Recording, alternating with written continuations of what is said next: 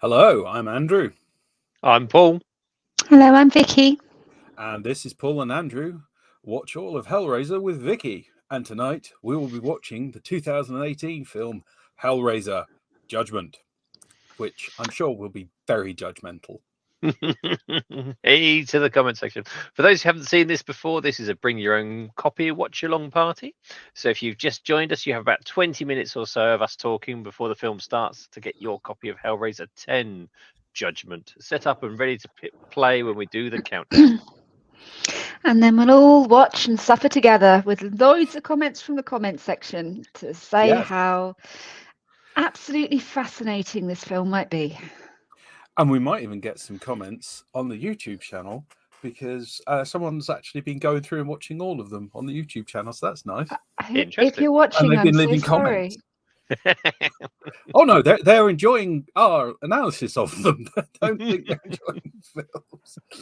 Anyway, I'm not quite sure why I'm so being glared on so much, so my vanity will quickly. Oh fuck it! Right. Anyway, so talking of comments, hello the comment section. How are you? Have you missed us?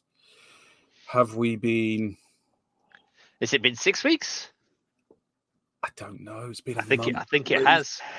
I think it's been bloody long. 6 weeks since we were last here. Yes.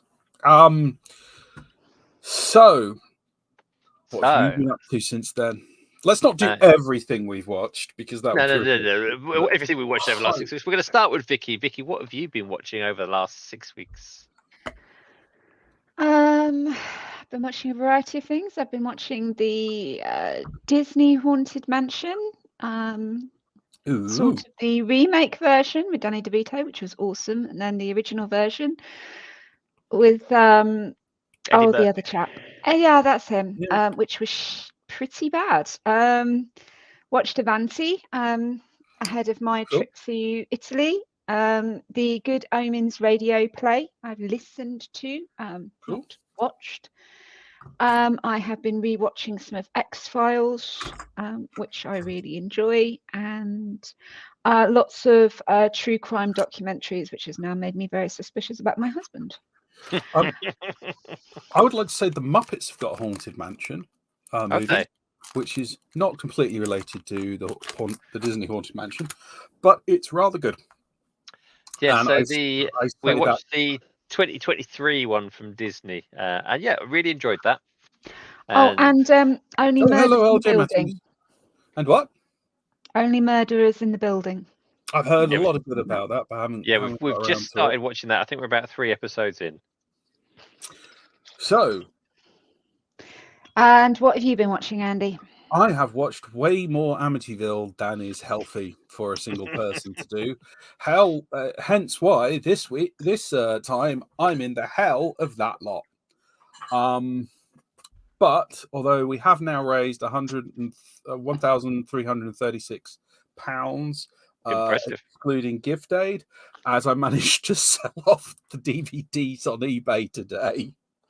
So they're going out the door, thank God. Would you like a foot of Amityville DVDs? There's not too many duplicates, but they're, get them out.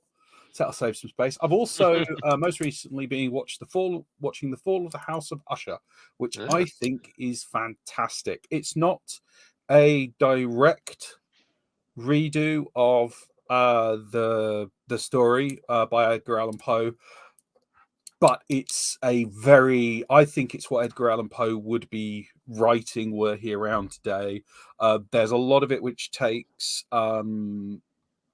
key elements from various of his stories, so there's lots of homage, but there's also just the way he approaches it, the morality of it, the people he attacks in it, and the degradation of the soul that is demonstrated by these people is very much in line with his works. I'm not a huge Poe head, but the stuff I have read, it seems very much like what he would be doing these days, and the cast is fantastic. So it's by the guy who did Haunting on House Hill. Or was that Haunting of Hill House? I didn't dig the first season. I absolutely loved the second season. Yeah, I just didn't dig the first one. I liked the first episode, but it lost me after that.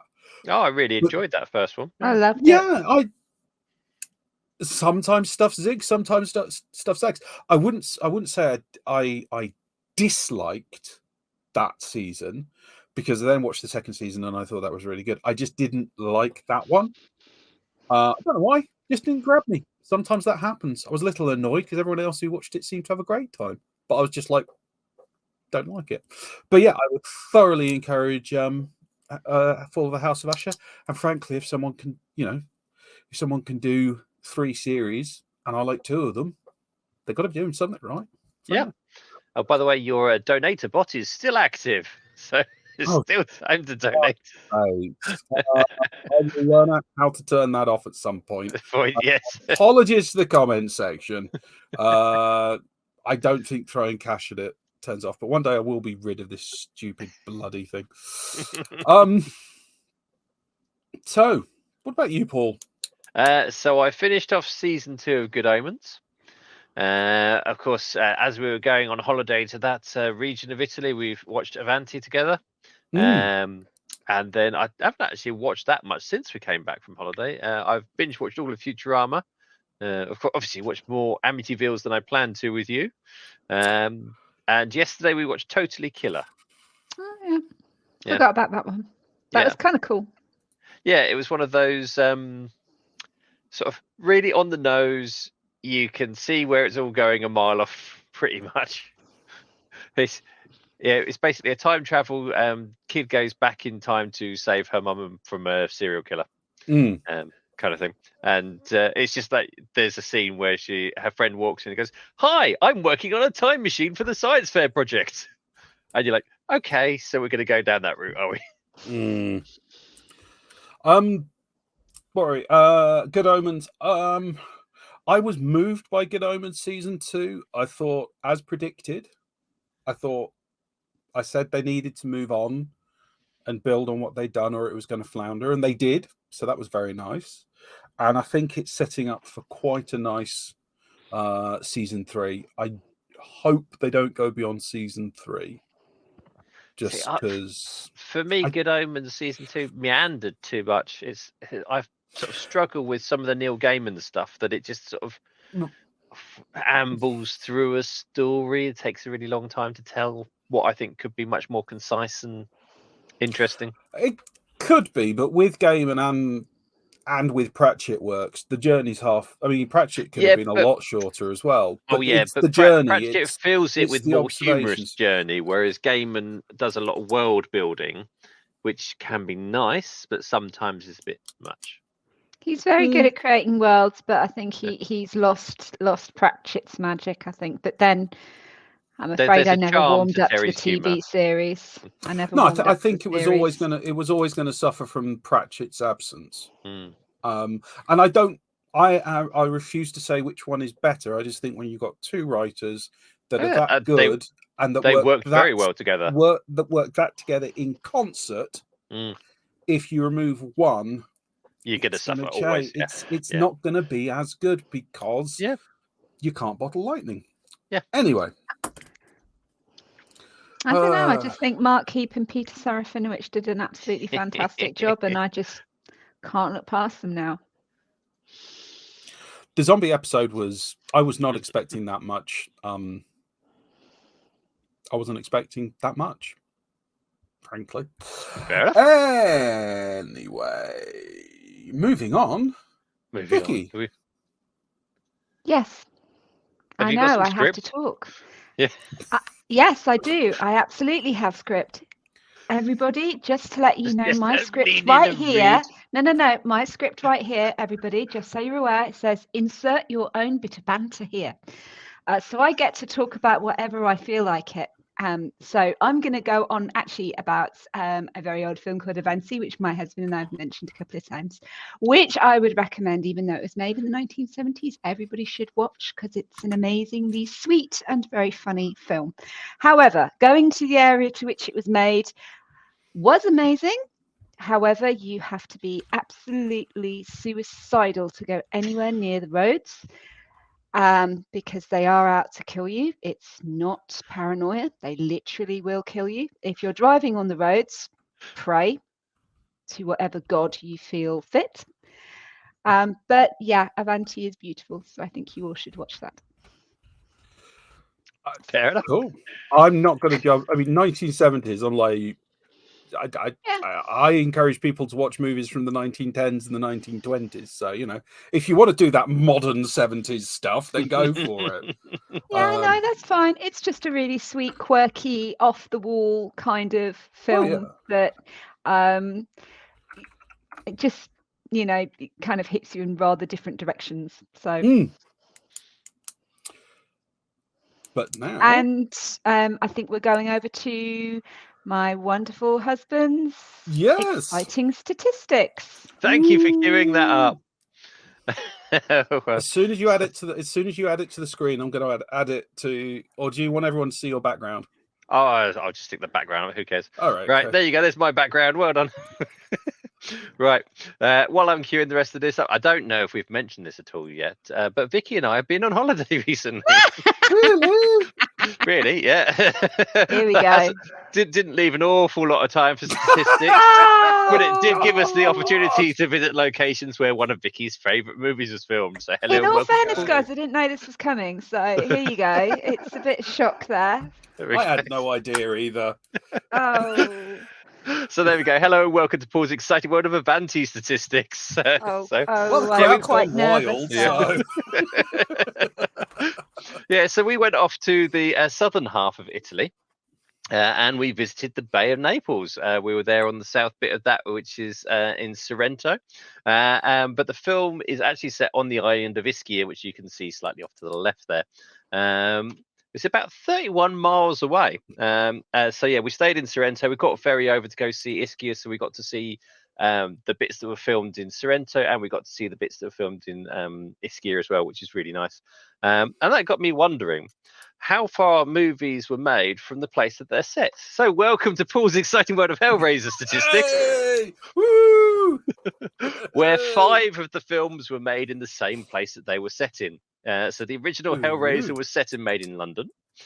Inferno and Judgment were both made and set in the US. And we know Deader and Hellworld were filmed on location in Bucharest. Hellraiser filmed in space. Hold on, we'll get to the. No, it was set in space. Yeah. It wasn't filmed in space. Don't spoil my last slide. Okay. Oh, sorry. That's right. Hellraiser 3 was set in New York, but it was actually made 486 miles away in North Carolina. Hellseeker was set in the US, but made in Vancouver, which is about 1,370 miles away. Revelations has a wonderful image of Mexico, but it was made 1,443 miles away in California. Hellraiser 2 is a good one. It was filmed in Buckinghamshire, but the house mysteriously teleports 3,427 miles away to New York for reasons that we never really understood. The 2022 Hellraiser is set in Massachusetts, but it was actually filmed in Serbia, which is 4,323 miles away. But the winner for tonight, and thanks for this, love, is Hellraiser Bloodline, which is filmed in California, but it's set in New York and Paris, which is 5,512 miles away. But that's before my wife spoils it that part of it was in space as well. Yes. I'm sorry. That's quite right. Right. Filmed in space would have been incredible. I think it would have still managed to be a bit shit. Yes, probably. It was not as bad as the last one, dude. Let's not kid ourselves. But that's me done. So over to Andrew for some amazing facts about tonight's movie. Oh my. Let me bring up my notes. Is everyone sitting comfortably? I have wine here if that helps. It won't. So good to know. This was written and directed by this gentleman who is Gary T. Cunliffe. You may remember him as the writer of Revelations. It was originally a script for an independent film that he came up with, but the Kickstarter for that fell through. So Dimension Films needed another Hellraiser again so that they could keep the rights. And then this gentleman, who is producer Michael Leary, got this and Children of the Corn, Runaway, made at the same time in Oklahoma. Basically, he set up a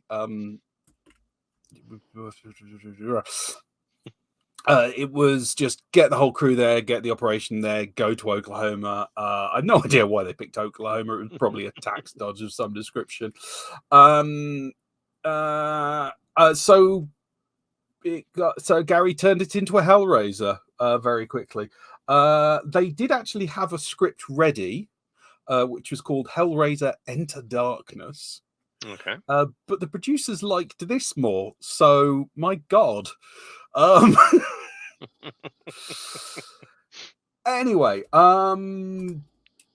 it eventually got rewritten into being part of the series. It was written to be part of a series of Hellraisers, which Tunnicliffe wanted to expand the mythos behind the mythos and go beyond Pinhead. So he wanted to explore the whole hell, the whole Cenobite, onwards.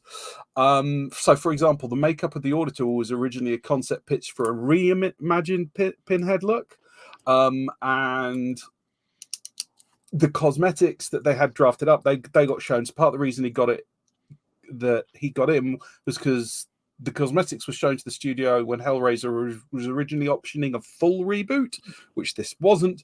So when a direct sequel was decided instead, the makeup team kept the designs, recycled them into this new character. So again, everything was as intended, other than if you look behind the curtain, and then it absolutely wasn't. So, for example, we've got a new Pinhead. It's our third Pinhead now? This is our third Pinhead. Well, if you exclude body doubles, yes. Yeah. If you include body doubles, there's been several. But anyway, this is Paul T. Taylor. He was cast as Pinhead in an attempt at a new look and a new interpretation, rather than trying to do an imitation of Bradley's version. But doesn't he look slightly like Bradley? Not really. No. 2 eyes, nose, mouth, ears. Yeah, okay, yeah, fair enough. Anyway, so they absolutely, definitely intended to get this guy in. Except for they originally wanted Bradley, and he said no due to the quality of the previous films. Then hell no, when he heard it was another rights grab, and then very hell no, because I was unable to make a decision about it because I was not allowed to read the script. Unlike Revelations, where I made a conscious decision not to do a movie because of the motives for making it and poor quality of the script. So he basically didn't do it because they wouldn't even let him look at the damn thing. Right. And he was just like, yeah, agree there. Smart man, yes. If they won't let you look at the script, there's probably a good reason. There is a whole tale of there's a whole chain of discussion about it, and then eventually it just gets retconned as, yeah, we always wanted this guy. We never wanted the original Bradley. We only asked him because reasons. Anyway, it has got royalty in it. People with a firm grasp of 80s horror will recognize this as Heather Lankamp. She played Nancy Thomas in Nightmare on Elm Street. And she has third billing in this film. Okay. And she's in one scene for 45 seconds. But fucking Heather Lankamp. Worth every penny. You blink and you'll miss her. No. Unless something's gone very wrong, I think you'll definitely notice her. Okay, so she's is she like a Drew Barrymore character where she dies in a very? I say nothing. All I know is that she is a phenomenal actress. Since Nightmare on Elm Street, if you haven't heard much about what she's been doing, she's had a variety of roles, TV and film and all that, and also co-run the AFX studio doing makeup effects for films like Dawn of the Dead and Cabin in the Woods. So she basically went behind the camera. It was also where she met her husband, and they're very happily married, and that's all lovely, which is great because Nancy was a phenomenal character. Yeah. So it was 3 weeks. We're back to that slide again. So it was filmed in 3 weeks. Before you panic. in early 2017. So this was the same as the whole production time for the previous film. So the actual shoot was the same length of time. Relatively small budget, 350 grand, which, although that was 50 grand more than the previous one. It was filmed quite efficiently, though, which is worth noting.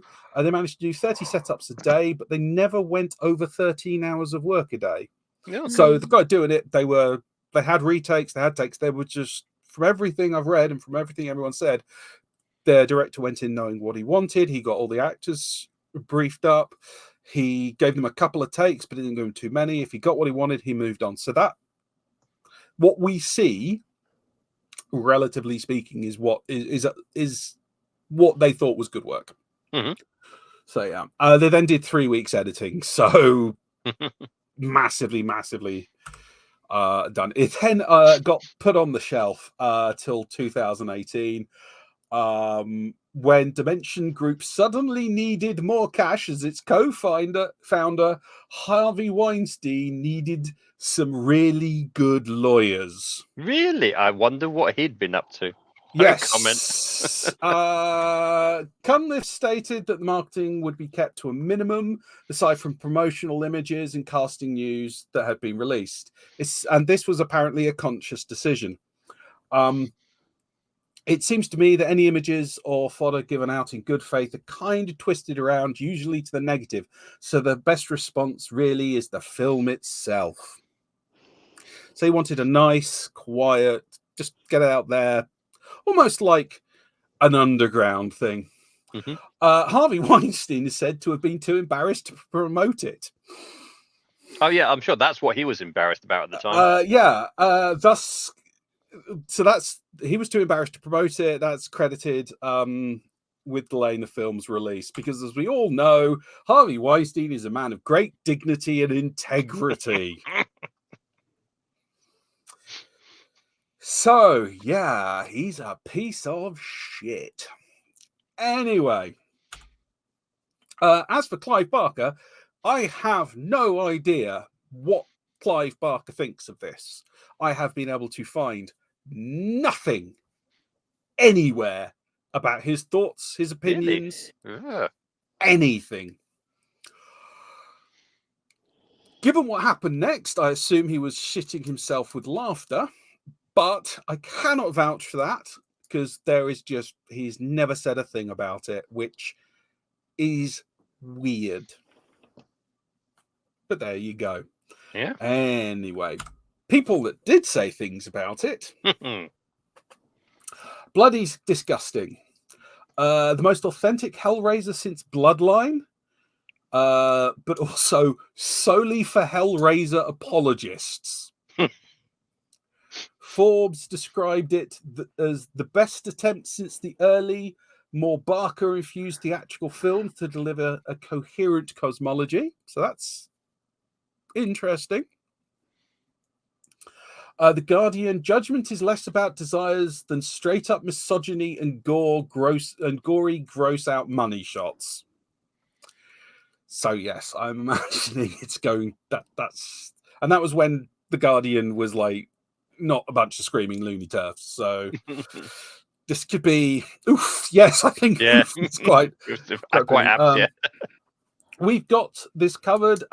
It's ambitious at best, but uninspired and uncharismatic in reality. And film hounds, only pure gore hounds will get much satisfaction. So now you've got to remember, this is 2018, so we are well inside the Gorno generation at this point. And Hellraiser has always been seen as a key text within that world, even before stuff like Saw and all that lot came out. Although I still remember Saw being an actually interesting film. Yeah. And not just a whole bunch of brutality, which the later ones were. Yeah, we saw the first one and we really enjoyed it. And then we saw the interview about the second one, where he said, oh yes, everybody just wanted to see more of the traps. So we went straight to that and we're like, nah, not interested anymore. I Curiously enough, the second movie is a bought and reskin job. The script is a reskin. Yeah. Ah, interesting. So, and we're not going to do the whole Saw series because I don't want to. Don't want to. Just can't be asked. I find Gorno dull. Anyway, before I go on to the next bit of the script, I actually want to go back a stage because I've spotted I spotted a comment from someone while I was doing my stats about the food in Italy being phenomenal. Yes, it was. We had some lovely food in Italy, and at one point, because it was a special treat for Vicky, we went to a Michelin star restaurant, which had some gorgeous food. It had some. They were just absolutely beautiful, and they looked fantastic, and they're absolutely incredible. And when they came out with the dessert and put the liquid nitrogen into dessert, and it all started billowing out, I noticed everybody else in the restaurant filming us, and that was the point when I thought to myself, I probably should have taken some photographs of this meal rather than none whatsoever. So yes, we did have fantastic food, but I can't show you any pictures. Oh no, you were too busy eating your food. Yeah, we did. That sounds phenomenal. We got what? Here we go. Fast and Furious franchise. Yeah, we let's get this over. You two want to go right ahead. We've got two possible. That gives us two possible candidates because we have talked about Children of the Corn. Anyway, I've already got one. She's downstairs. Yes. So anyway, here's what IMDb had to say about this film we're going to be watching tonight. And it actually does seem to start with detectives Sean and David Carter are on the case to find a gruesome serial killer terrorizing the city. Joining forces with Detective Christine Edgerton, they dig deeper into a spiraling maze of horror that may not be of this world. They're very keen to get the people's names in there, weren't they? Well, it's important because we're not going to remember them as characters by the end of it. Yes, probably. So, Vicky, are you excited about watching Hellraiser Judgment?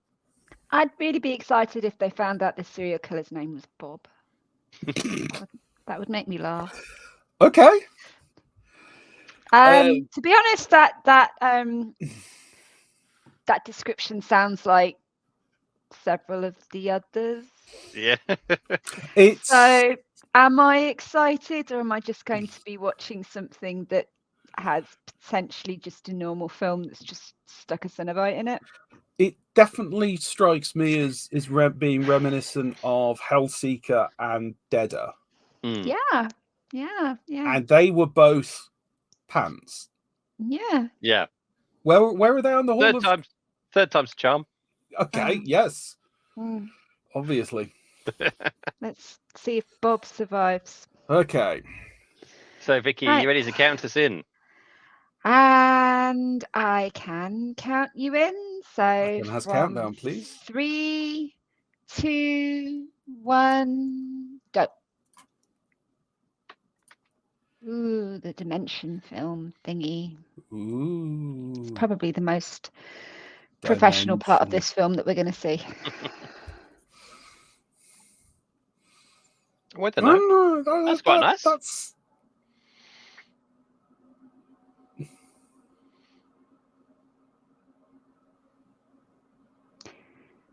Hey, it's the Twilight version of the box. It was sparkly. It's now got to shine.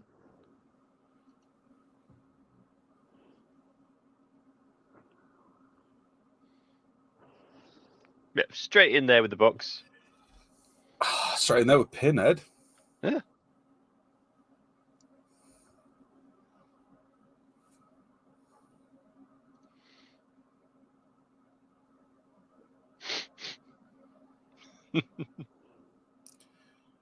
Are these guys supposed to be Cenobites or? Yes. Yeah. Or the devils? No, it's two Cenobites having a nice little chat. Yeah, probably around a water cooler. It's Pinhead going, children, people these days, they don't remember when good BDSM was around. He's not talking about BDSM. He's talking about actually collecting souls from the wicked. Two Cenobites walked into a bar, yeah. Yeah, the bard goes, ouch. Yeah. And it likes it. Yeah, that kind of reminds me of Lizzie watching Avatar. What? The band, not the film. Right.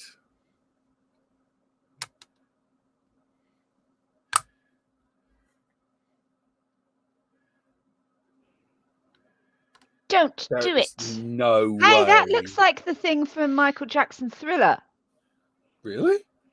Yeah, it does. It looks like the house that she ran into when the zombies came. It's a terrible okay. location to hide. They came through there like the walls were literally paper. I think he might die. He looks, like he should be wearing a red shirt. Yep, he's a goner. Is someone trying to do a Transylvanian accent? I think so. I just the voiceover. See, someone recognized the house. Pinhead's just become a mugger, that's all. Yeah. Oh.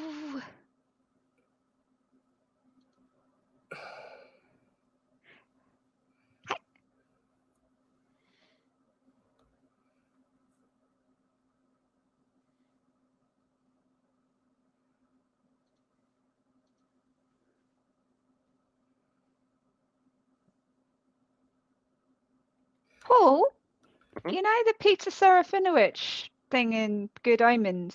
They have what we lack. Imagination and electricity. Electricity. That just fits it so well. Steampunks.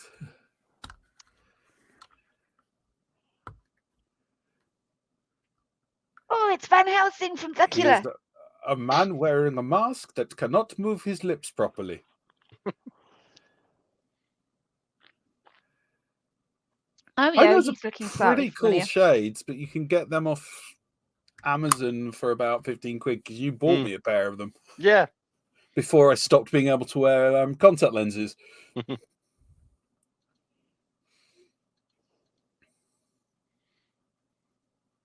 Go for it. You just dived right in. Yeah. Oh They're my holding God. up quite well in the light. I'm just trying to work out Scientology scanning machine. They're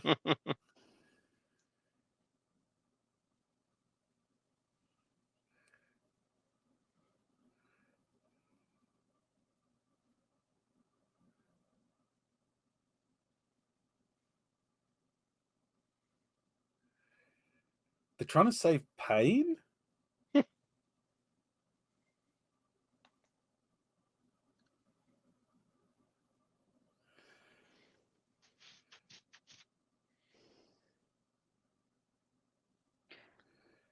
I kind of get the feeling that he's a bad guy that's being punished.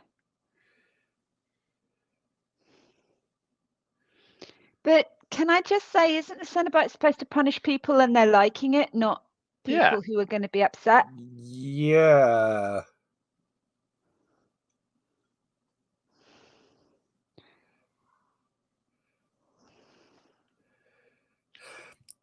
I think the problem you got here is they're trying to make you feel sympathy towards someone who's being presented as a paedophile. No, nobody feels sympathy. Everyone is just willing this guy to die if he's done what I think he's confessing to.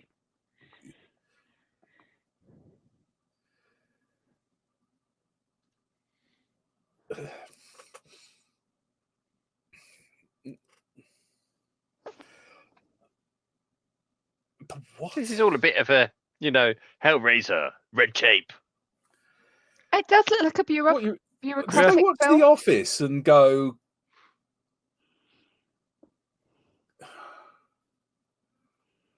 ooh, he's...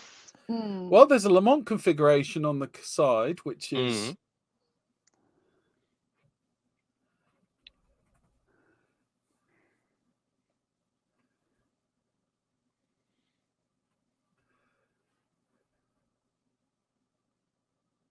Oh, creepy.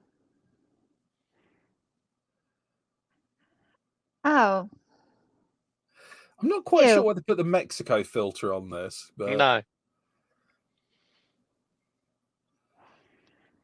Ew. the director definitely has a thing for sweaty, beardy men. Oh, okay. That's Ah. you know that guy's got bigger breasts than me. That's quite worrying.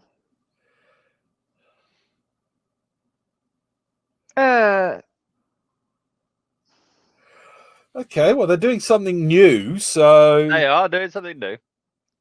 I'm Yeah. used to people being ripped apart and me rather than me being revulsed by the lack of table manners. Okay.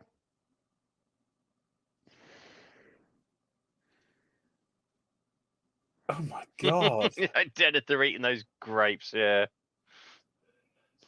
Oh, he's gonna be sick. Ew, gross. Denethor? Who the hell's Denethor? Lord of the Rings. Oh, right.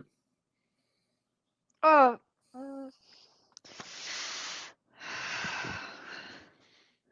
You've got a bit just there on you, mate. You might. Yeah, thanks. Okay, that's good. Right, okay. Okay, well, I'm really pleased I ate earlier. I mean, can we accept Just grim. I so swear you're those light traditional. bulbs are what you got around the time with in all the hipster joints. Yeah, they're in all restaurants now, dude. There's a definite hipster vibe to this. Like, oh God's sakes. That's okay, Okay. but Okay.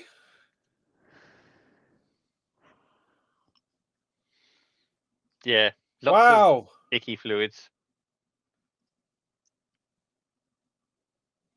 and they're topless. Why? Oh. Oh. Okay.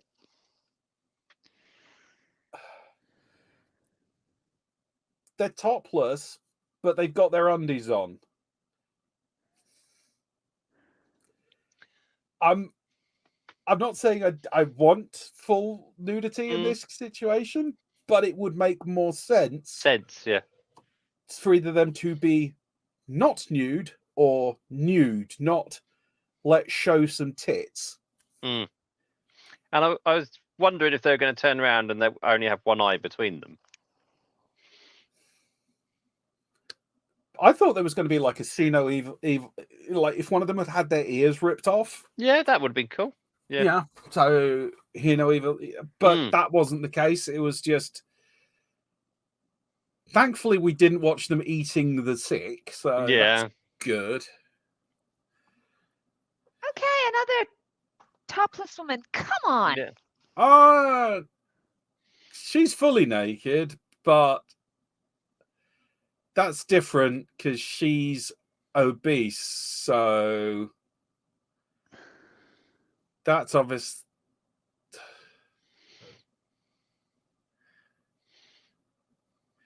Well, they're very obviously eating you alive. That's now that would have been a cool touch, having children. Oh God, LJ, that's dark. Funny as fuck. Oh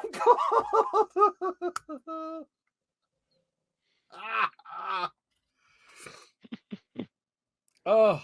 Oh, I noticed he's positioning his head just at a perfect point where his pins don't actually hit the wall or hit behind him. Do you think he's organized his head specifically for that reason?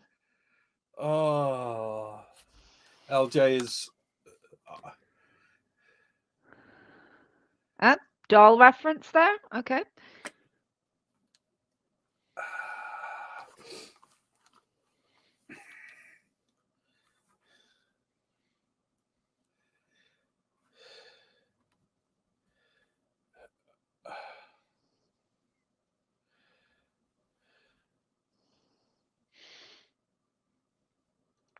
Yeah, very, very much Silent Hill ethos.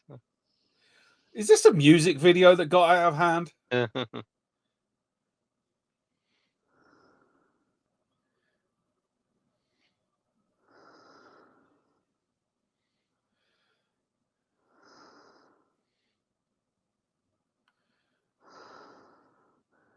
I like the way they're wearing an apron. Of course.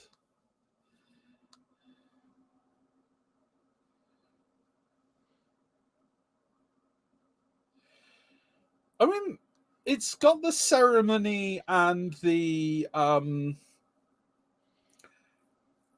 meticularity. Okay.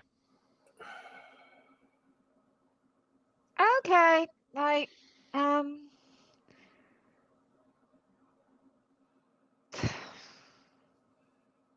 Oh my gosh! I hope the rest of Uh, it isn't like this. okay, so that piece of music was played at the beginning of It, the original. Yes, no, definitely. There is as an intro goes. That was Crap. An intro. No, they don't judge. That's the problem. They can't judge you. They're actually quite happy that you were a sick, perverted individual. There was kind of Hellraiser-ishness to it. But there wasn't enough. It's sort of, if they'd been proto-Cenobites, so people starting to look more Cenobite-y, then I would have been more okay with it. But there was This a lot is of stuff that didn't look like anything like the Cenobite aesthetic. It just looked like someone had gone for grotesquerie, Mm-hmm. but I got a definite sense of the guy. I mean, I know it's going to sound redundant, but I got a definite sense of the guy being judged. Yeah. Which Hellraiser doesn't do. No, it really doesn't. So I think this is very much somebody wrote a Hellraiser ripoff and then got to turn it into an actual Hellraiser. I'm not being funny though, Andy. Hellraiser has reinvented itself. It even reinvented itself from the first to the second film. Keeps changing. Not There is as different much. direction, and no, it does. It changes morality all the time. It does not have a core to it. Not a core at all.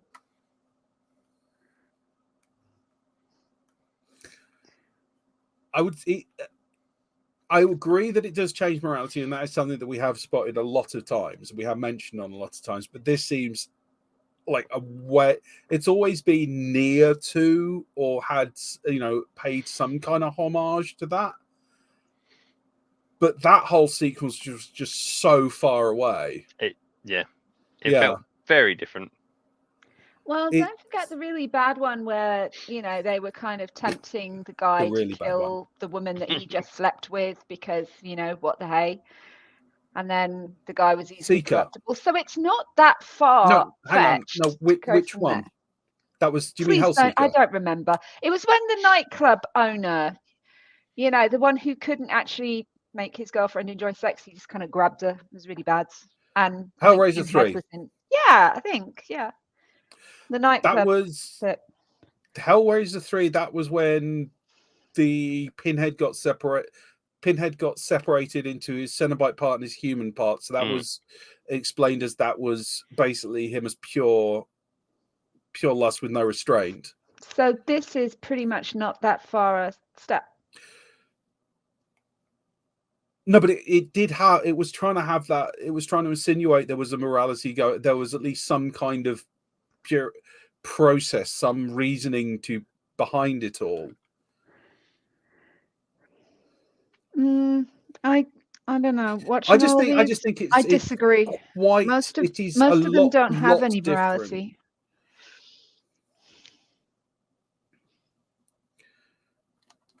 And this one was definitely trying to have a morality because it presented him as not as a predatory paedophile. So. Yeah, but it made it out as if this was out for some sort of justice, whereas previous ones they've killed people because they've actually looked at something that's what I'm funny. saying. They haven't opened a box, they haven't done BDSM, they've done absolutely nothing wrong, yet they're killed in a variety of interesting ways.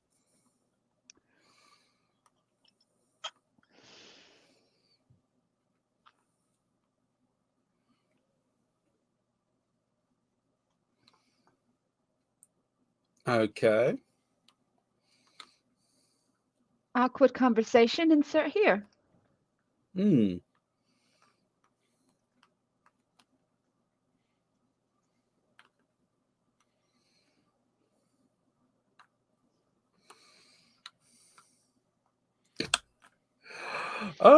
Is it buddy cop or brother cop? Betty Cap. Buddy cop.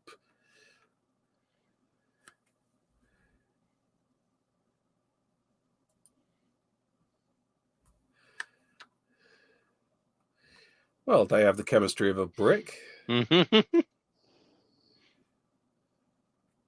I think they fancy each other. They just can't express themselves. They were two cops who were meh at their jobs. He was a cop who just wanted to retire. He was a cop who just wanted to retire. Hell, they retired.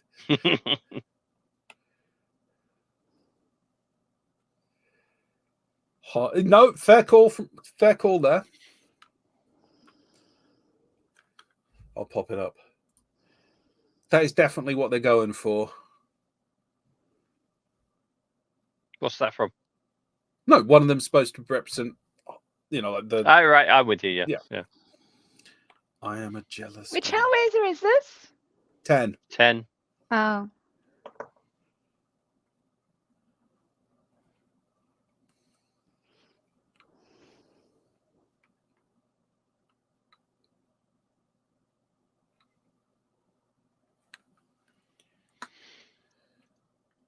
So we've got the 2022 one, and I don't know if the next one's actually out yet. And then we've got Event Horizon after that. So either 2 or 3. The next one's definitely not out yet. Although if we have any more breaks, who knows? Yeah, we might get there. Preceptor. Who the hell gets the serial killer name the Preceptor? That no one would ever get that. All serial killer names are from the press. There is no way the press would go for that name. That is too convoluted.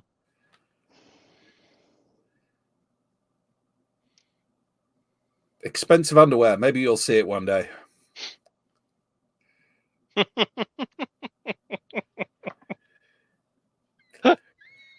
Sorry.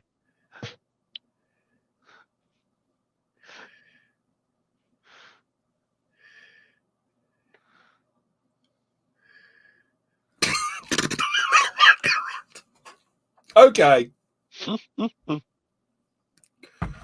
Ugh. Wow, I just realized I hadn't hit start. Oh, fuck a doodle. Do I even bother with this now? It's a little bit out of sync, isn't it? By about 20 minutes. Christ on a bike. I'm sorry. I've been ill all day. But why does she use the sexy voice talking to the dog? I was like, You know, I've got my dog under the table, but no way do I want to be that close to him.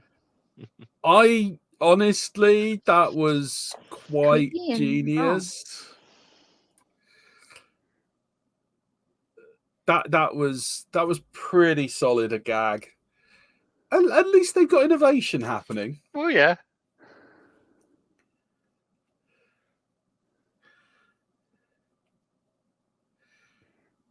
Oh, good. Everyone's convinced everyone else that they all know how to do the job, even though they obviously all know how to do the job because that's why they give them the job. Does every single police investigation start with all the detectives just waving their respective genitals around at each other? According to all of the films I've seen, yes.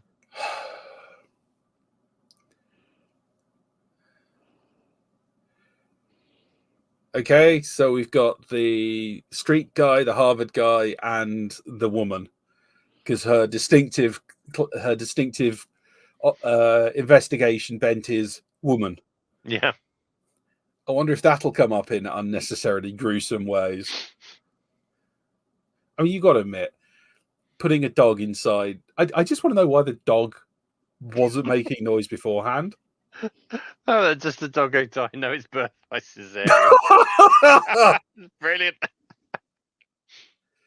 I mean, was it a heat-activated dog? Did it suddenly realize, hang on, it's dinner time? What suddenly makes the dog move after all that amount of... I mean, it was probably asleep until it heard them.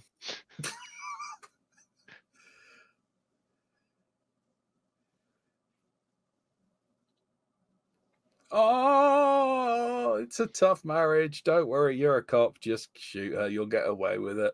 Sad.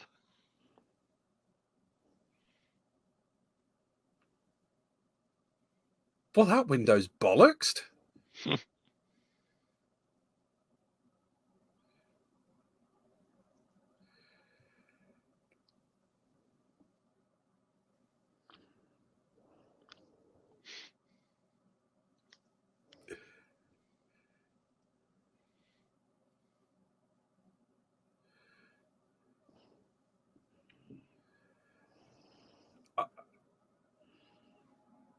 This is desperately trying to be like theologically significant.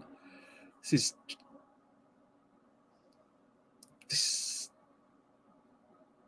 ripping off Seven quite extensively. Mm.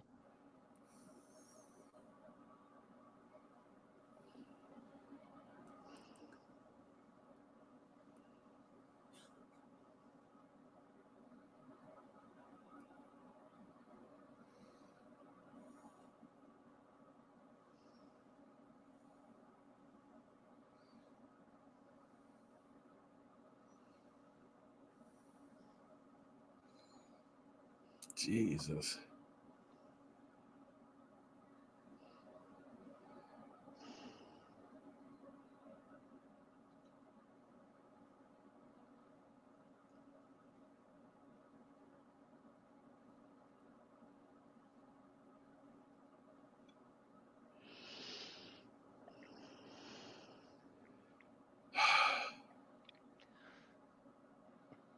Oh, the detectives. Detecting the detectives. Get the feeling she's got a really weird and interesting backstory. Yes. No. Okay, well, either it will or it won't. I reckon it'll be a really interesting backstory, but presented quite flatly at an inopportune moment that just makes us go, oh. I'm going convoluted. It's a montage. Gotta have a montage. Montage staring at a freaking desk. Yeah, I know. It's just like one of the most exciting montages ever. Oh, tune.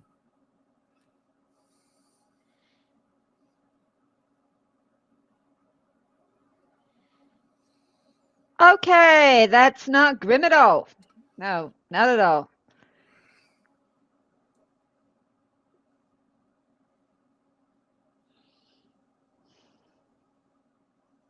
Well, the Foley artist's making money this time.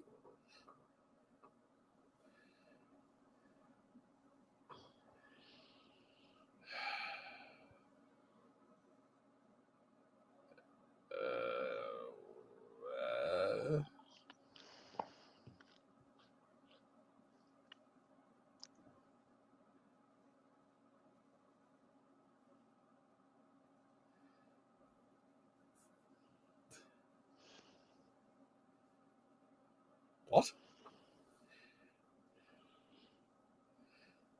Oh, it's in the playground. Let her that play makes it even on spookier. let her play on the, thing. Oh. Oh my god, it's a shrine to the asshole. Now that is quality. What's worrying is how many little hands are there. I'm just going to say, I can join in on this one. Did Jason come to you on Friday the 13th? No, unfortunately. Aww. You should have left out you should have had some premarital sex. That always brings him along. Yeah. Tiny little fist bumps. Yeah.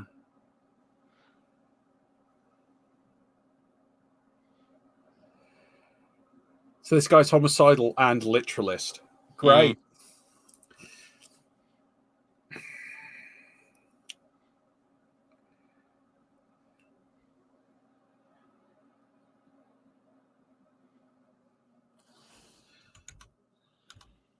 And Pinhead's having a nap.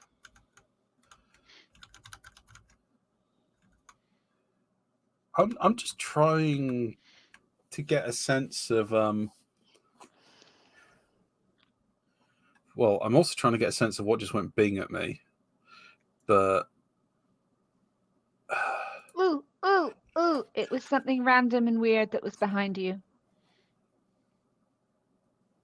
what? I just said it was something random and weird that was behind you.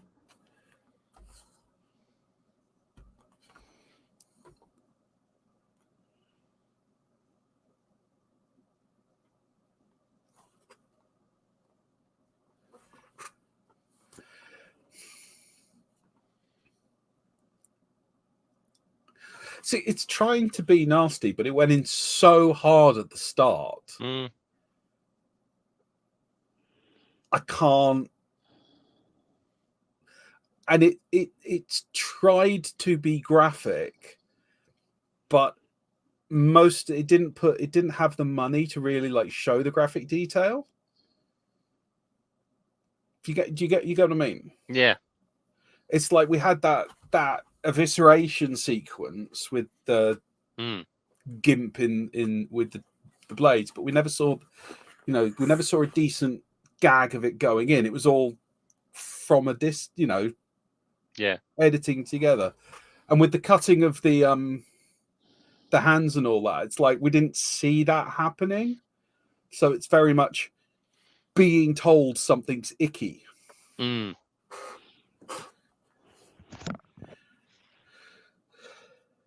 It's Nancy.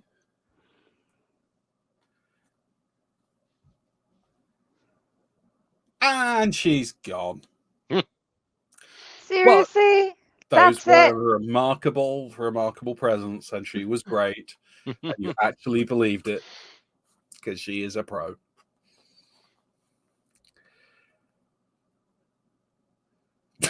That's a lovely line. Have you posted up that comment from LJ? What, most of the budget went on fake blood? Yeah. Yes. Yeah, sorry, I didn't.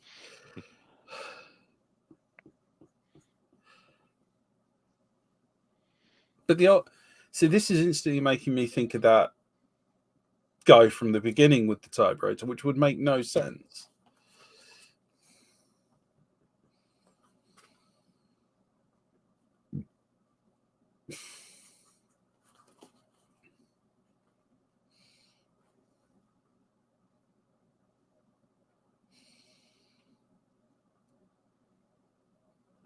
Why have they put all the stuff on the windows? Because they ran out of wool. I just... And they hate their blinds, so they wanted a reason to get new ones. Yeah, fair enough. Okay, I'll buy that.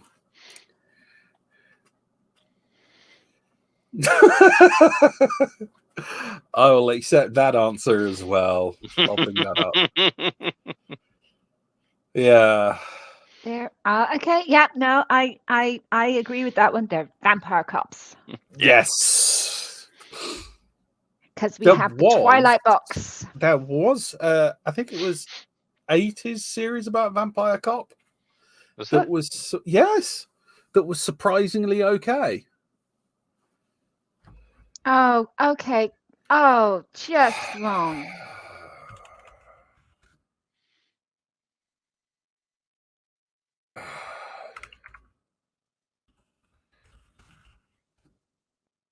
Forever Night.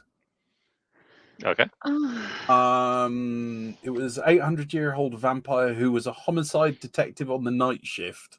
It was, as I said, it's not for an 80s kid show procedural. It's surprisingly all right. Oh yeah, and we had Ultraviolet on Channel 4, which I really enjoyed. That was policing cops. This was cops who were vampires who were cops and doing investigative stuffy stuff.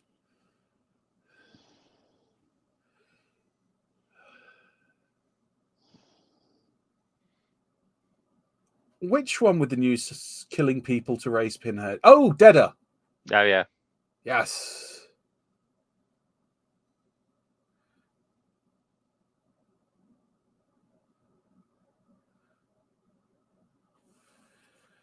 Lots and lots. Lots of boxes.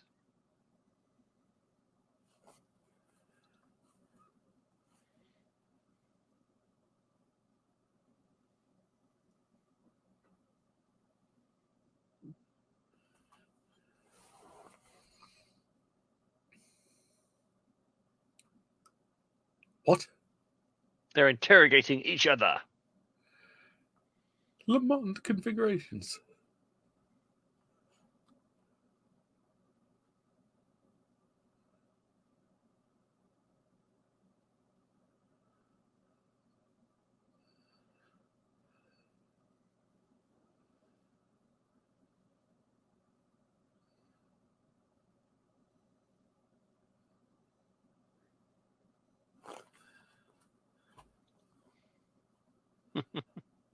Can I just say, now this is a bit far-fetched and hear me out, but when he moves his head sometimes in the shape of it, almost looks like Crichton from Red Dwarf.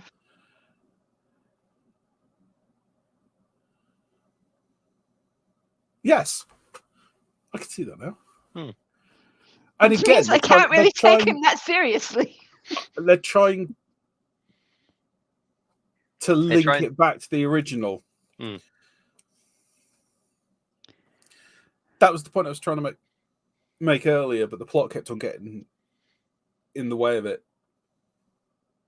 The series has always shifted its morality, but it's always tried to keep it within a context, successfully or unsuccessfully.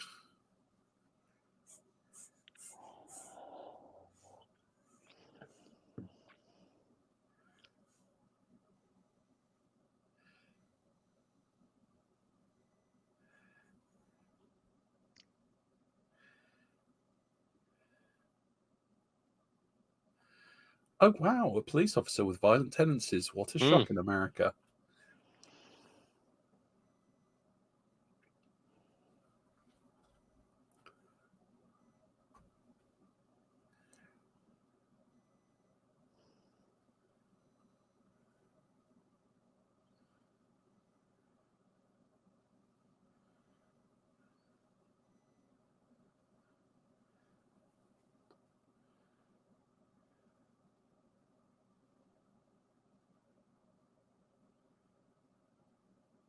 Why? I mean, I know American police are brutal, but using grenades? No, he was. We saw earlier when he went and had the bust up with his wife that he was ex-forces. Right. So he's basically probably flashing back to that. Yeah, Iraq or Afghanistan. Yeah.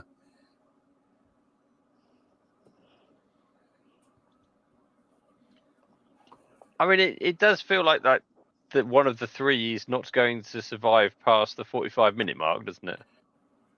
Yeah, but on the plus side, that means we've got less people to worry about. Yeah, well, true.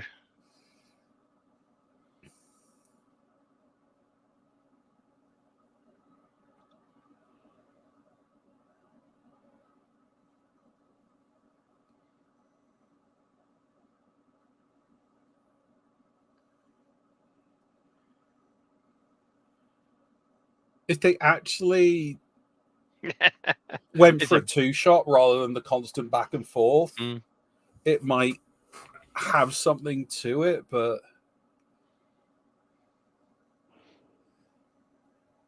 like the Bible off.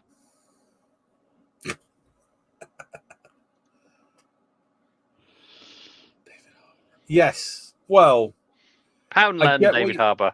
I get where you're going.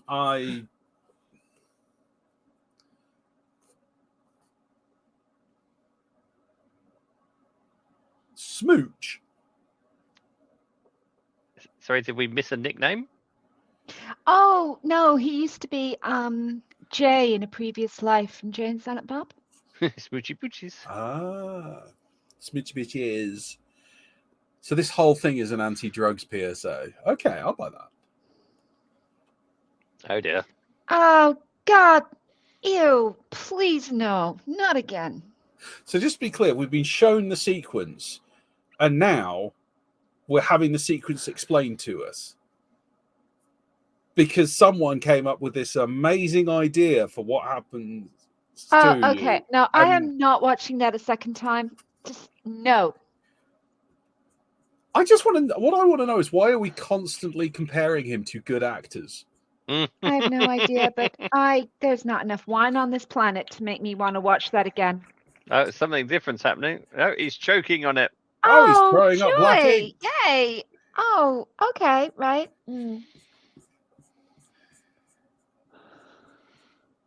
His life story disagreed with him. Yeah.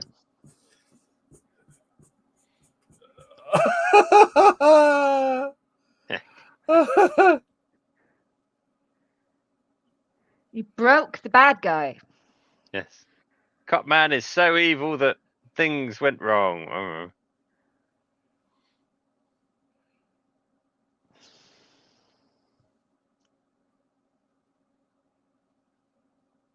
What?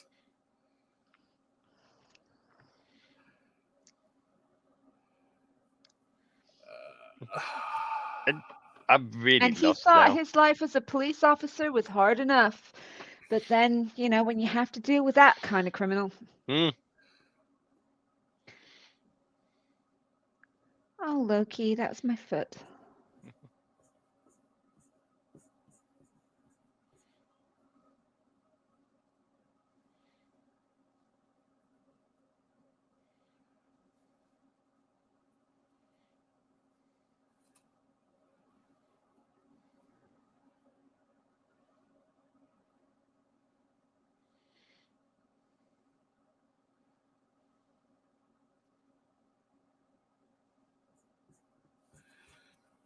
So,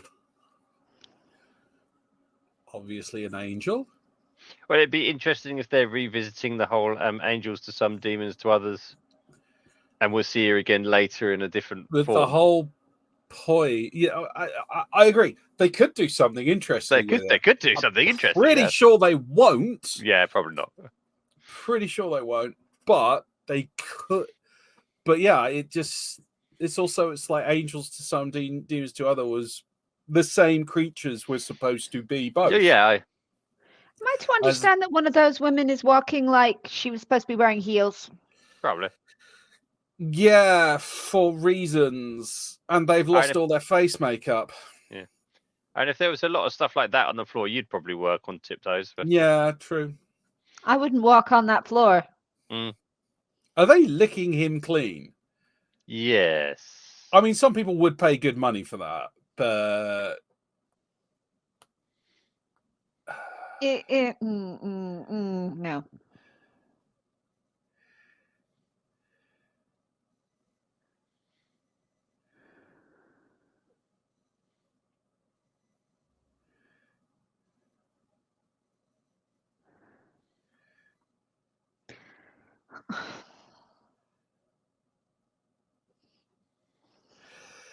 At least it's actually being unpleasant. Oh, okay.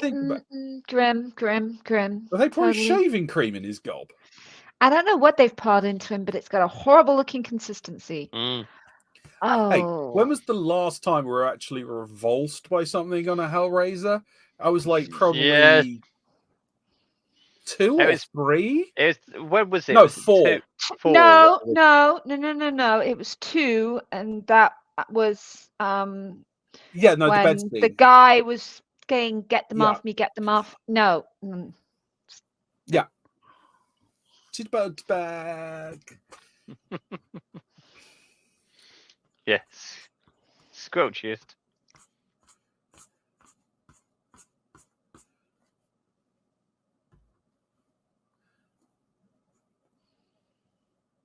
Oh, seriously, he looks like a really bored boss. Yeah.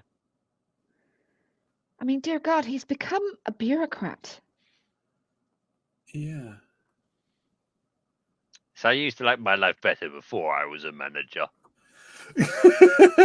I have lost my soul. And all the nudie ladies have died from licking him clean. Let that be a lesson. Yeah, I think those are different nudie ladies. And one of the think boxes is gone. Oh, he's nicked one.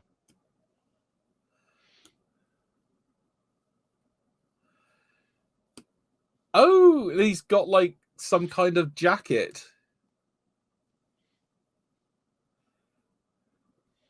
Oh, come on. Oh my good Lord.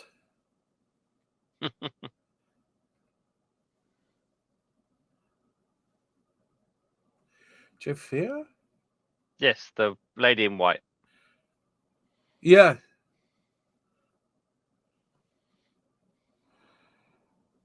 He looks like he's a really. I think that it's a lot better than constipation head from last time. Well, and I'm it not does look kidding. like Out of all the evidence he could have taken, he took the stupid box. yeah. Well, yeah, because it's Hellraiser, and you got to have a box. Not Because necessarily. This is. What do you mean, not necessarily? I mean, not necessarily. Clearly, they didn't need a box to drag the people there last time. The only reason they're having a box is for decorative purposes. Have we had a film without a box? Nope. They're always used for summoning. But Got by the film, need a conversation they had box. this morning, they're looking at different, new, interesting ways of bringing people to hell.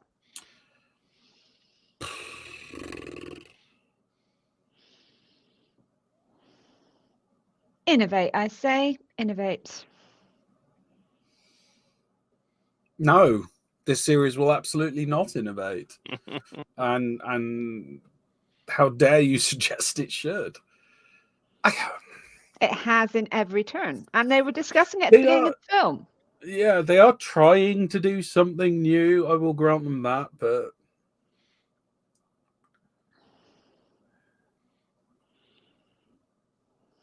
and they are doing body horror. It's just spitty body horror rather than gory body horror. So we're a bit repulsed. Yep. But at least it is repulsing us. Yeah, so not a good way. What's the interesting thing about horror? More doggy horror than body horror. Hey, look, honestly, it was not great to watch, but what came out of, Loki when he was sick, when he was a puppy, was far worse.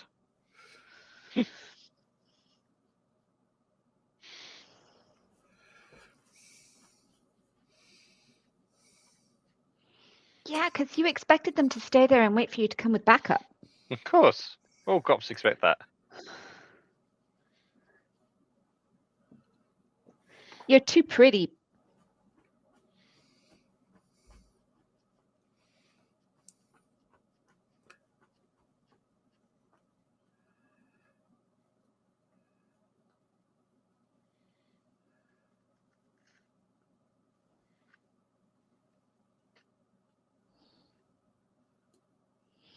Is Alison his wife? Guessing so. Possibly. Okay, so I'm assuming pretty boy cop is potentially having an affair with wife. Possible. I don't. If it is, they forgot to put a lot of that in. Well, that's what he just implied. Yeah. Yeah, like deep subtext, but you would know if my wife was upset.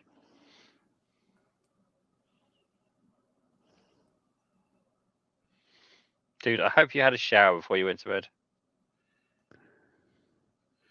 No. That's just shared. He's too manly to have a shower.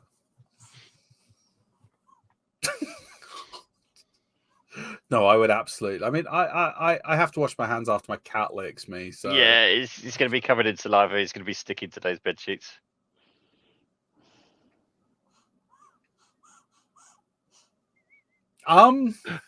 Okay. Only if you have them with another man and engage in erotic activity, I guess. I mean,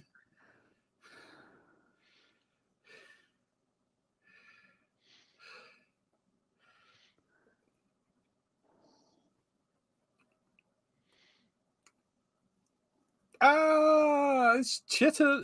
It's Butterballs, cheap and non-union brother. Oh, because the lady loves the Cenobite, yes. Oh, the Cenobite.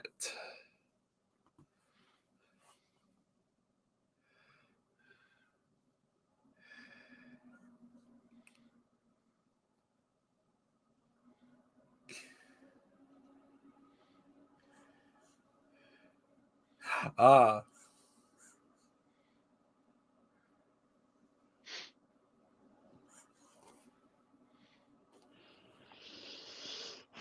He's clearly not okay. Well, he has had a very traumatic experience. Mm-hmm. He's been in this film for 46 minutes. I mean, that would do my head in. And yet, this is somehow better than the one we watched last time. It's left us with a mild form of mental illness. Being licked by 4 women is a medieval form of torture? Yeah, it's weird that the chittering teeth guy, whose biggest focus is the teeth as he comes towards you, then decided to use some sort of hot stuff on the guy. Yeah. And in this one, their dream sequence, because she wasn't touching him for shit previously. No, she was not nice to him. Plus, I assure you, very few people respond to being woken up by a nightmare with fancier shag. Mm.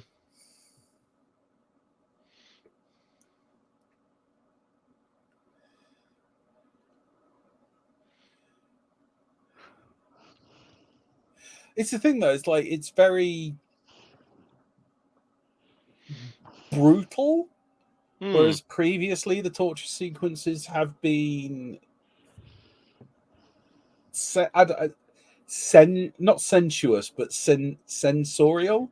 Yeah, this is just straight in. I'm going to pour molten whatever over your stomach, as opposed to I'm going to slowly peel everything off.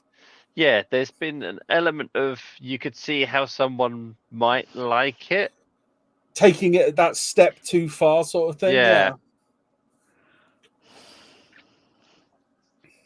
History, the great source of all torture and horror.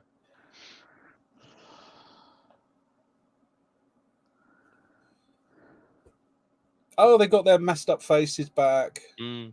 Sorry, the absence of them having that makeup on just annoyed me.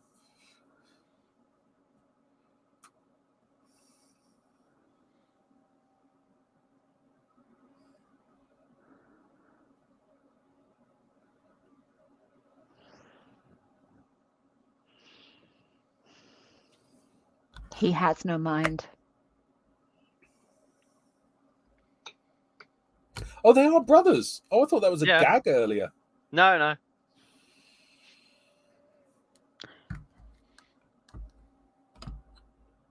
Yeah, but I wear too much hair gel. It's just sort of the round lenses he's got is reminding me of the Cenobite guy's glasses. I'm going to assume they're not having enough hair. Yeah, it doesn't feel like it, does also going to say there is no way they would have 2 brothers working in case together. That just... Nope.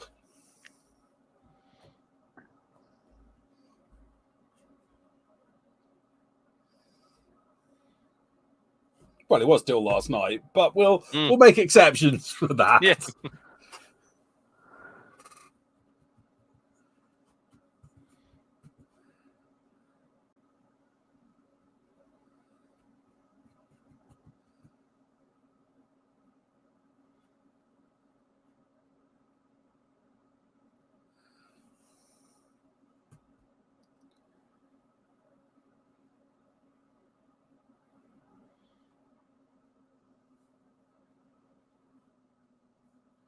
Cause I'm in too deep and I'm trying to keep my head from going under.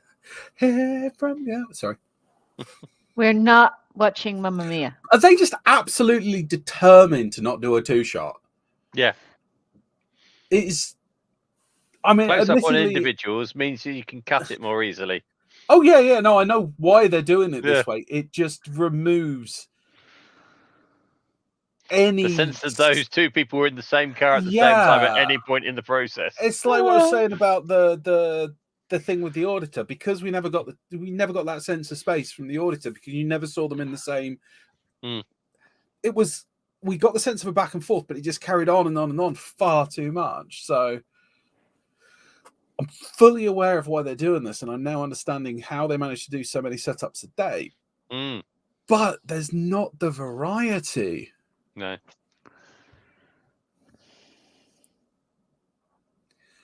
And even when you're shooting in cramped areas, you need to find a place that you can have that variety of shot. And they're doing it again. It's just... At least...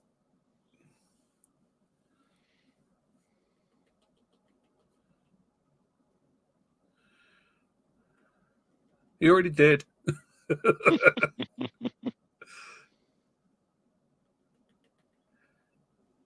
Yes, they are. We are. I mean, it's like literally the title of the film. Yeah, there is so much judgment going on.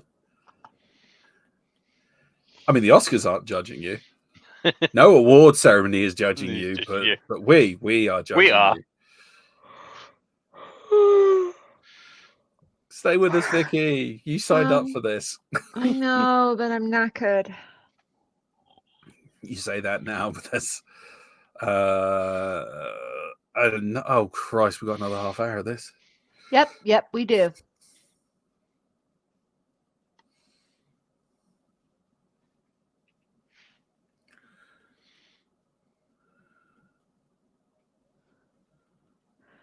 What? Is Oh one of wow, them the there might be preceptor? something wrong with him. He was covered in blood and looking like shit, but there might be something actually wrong with him. Oh man, you're all I can think of is the Heathers, where they said let's get the movie The Heathers, where they're like, let's get a copy of Moby Dick and highlight really meaningful paragraphs. Good old JD. Love that film.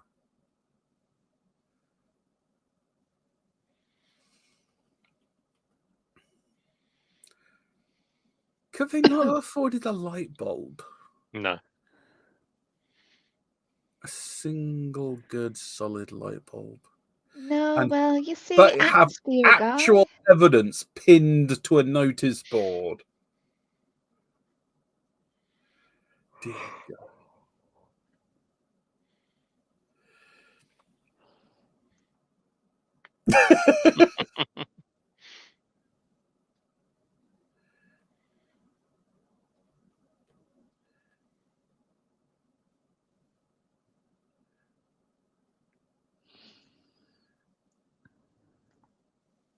I was going to say, yeah, as far as evidence goes, this is not really evidence. I went to my brother's house and found a book. What's in the book? Oh, he highlighted stuff relevant to this case. Oh, good. It's almost like he's doing his job. Oh.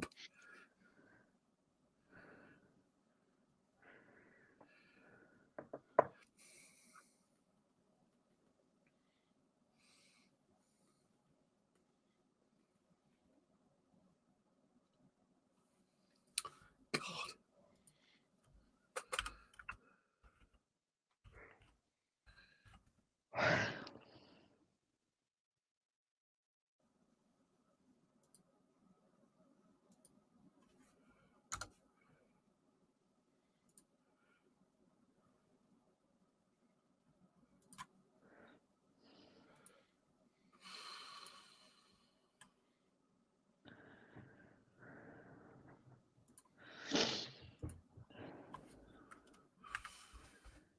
I'm being a disaster zone today. I got the damn year wrong. Not that there's two Hellraiser judgments, but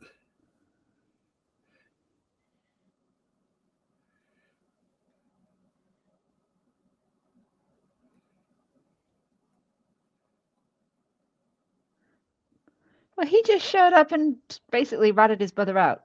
Mm-hmm. yeah, but he's not going to investigate him. I mean, he will investigate him, but not if he's told to. Yeah. I appreciate that those are two completely contradictory statements to take in one scene. But that just gives him depth. I mean, it's not like he would investigate his brother on his own behest. He'll do it to show off to his new girlfriend.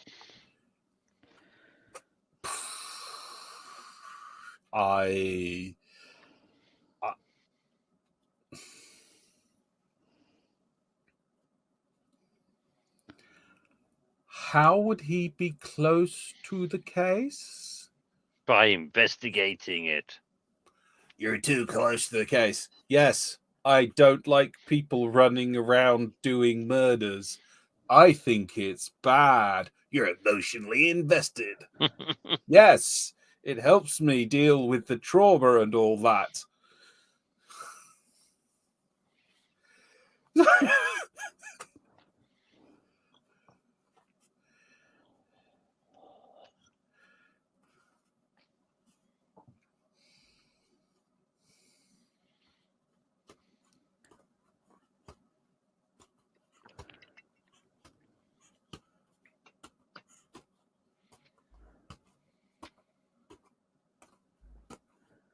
No, What? it's not.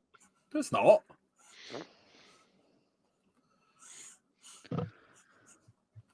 No, it's not. No, you're wrong. It's a very popular book. But certainly not the most popular book on the planet. I don't think I've ever heard it being described as that. Nope. Oh God, it's the wacky coroner time. Gonna start cracking jokes.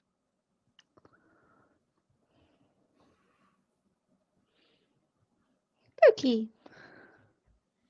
I see a tail.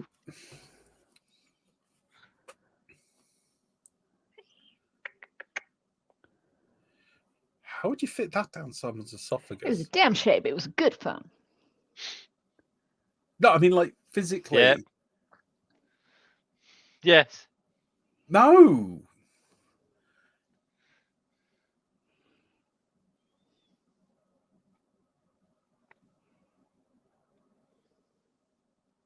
What?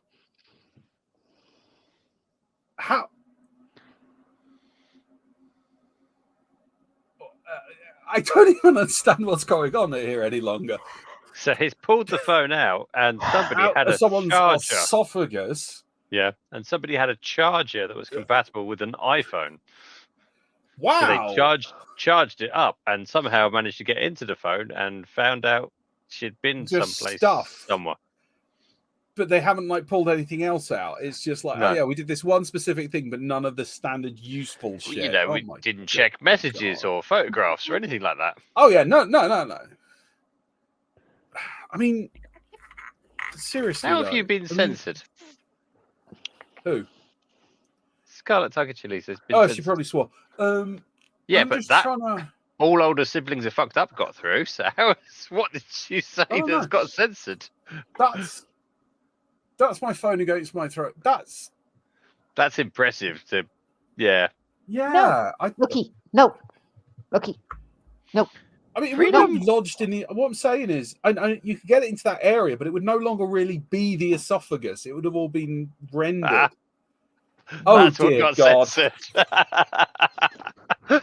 Oh, God. There's a doggo at the door. He wants to leave. Tried to break out for freedom. I know. I'm not going to let him. Might close the door.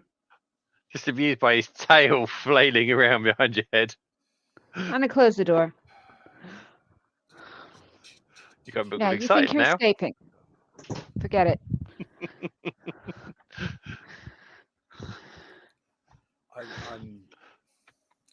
Yeah, you're staying with me. Do you reckon, like, the mortuary departments just hate everyone expecting them to wear wacky Hawaiian shirts? Yes. They just get fed up with that cliche. You walk into a mortuary department and they're wearing, clinically mortuary clean gear. Clothes. Are being quiet and respectful because they deal with victims. Nah. You haven't cracked enough jokes this month, Morrison. You're fired. You'll never work in the mortuary game again. Not unless you get a hunky nose like a clown.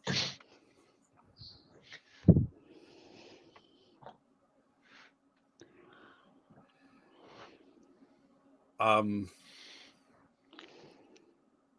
those boots are way too high for any police work.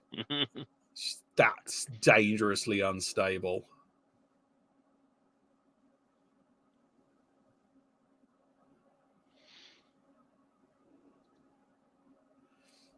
The coroners you met were professional? Ooh. They'd never make it in the movie business. Suits and ties, white shirts. So office wear. Why does it... really weird looking Hit the next one. Yeah. Yeah, they went to a place and are having a look around because that was where she died, but it's not her house and stuff. Yeah. This is where we're going to get the big reveal. So I think the plot for tonight is we're watching a film and none of us get it. I'm getting it.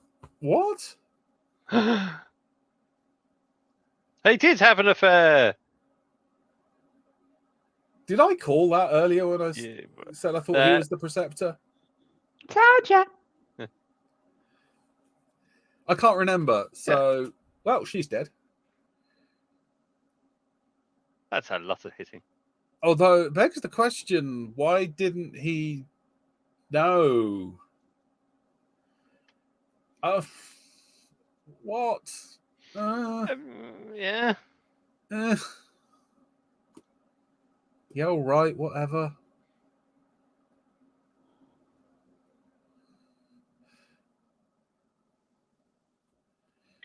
Honestly, these people give heavy metal a bad name. Not quite sure why you had to have the strobe light on for it. You're both carrying a freaking gun. Come on. But, Vicky, you were right. They were having an affair. I know. Sorry, we got a new comment here. Oh no, they're watching the shit Hellraiser. Could you be more specific? Oh, God. Because we've watched a few. I was going to say, this is the...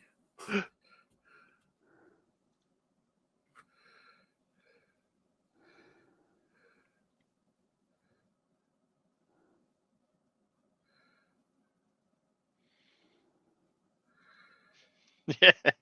Is he about to pull this out of his ass? Yeah, I just get to a search for a Bible quote. That'll give me all the answers. Oh! There we go. Fuck off.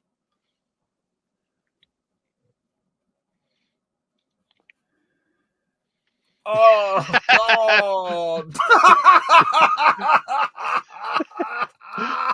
Well, with the people in this film, probably.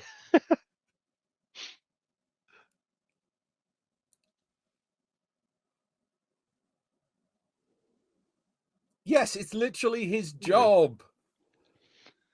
Yes, so the screen has gone vertically blurry, and you are probably getting a migraine from this film. Yeah.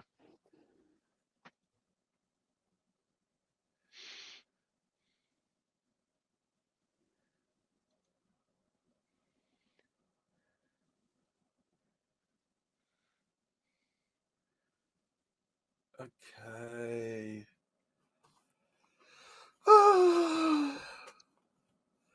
Well, he's about... Ugh.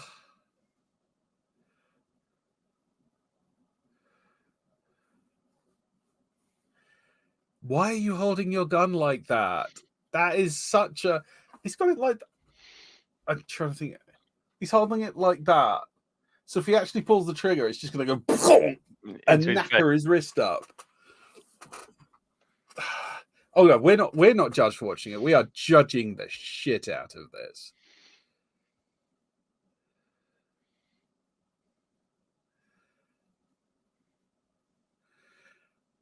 I am really thinking that this being a Hellraiser film got in the way of its true potential of being kind of okay.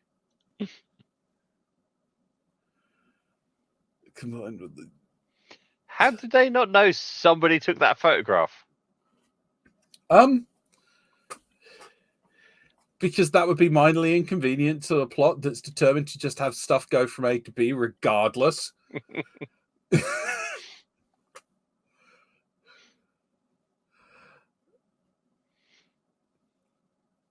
I didn't covet. He just shagged her. There was no coveting. Oh, is this like the last 10 commandments they needed to knock off the list or something? Oh, God.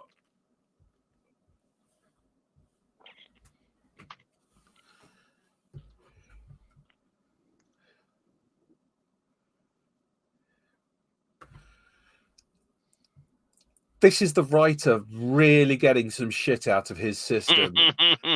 I can just see him being 60 and writing the guy who thought the kids' music was shit. Get off my lawn.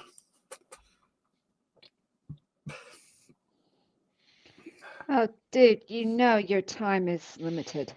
What are you going to do? I'm going to monologue at you some more. Yeah. It's the shittest Lamont configuration that was on the shelf. That's what it is.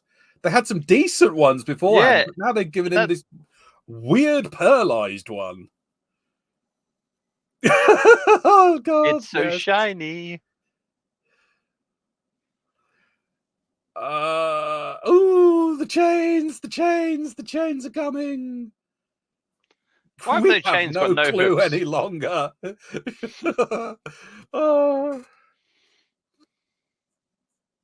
Oh, the spinny wall of gore. Yep. See, this is Hellraiser.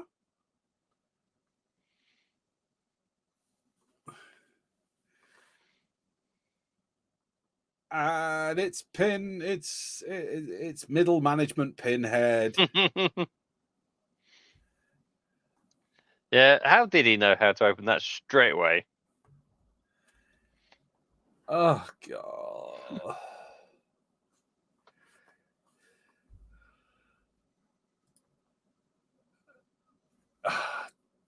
Plot necessity. That's all it was.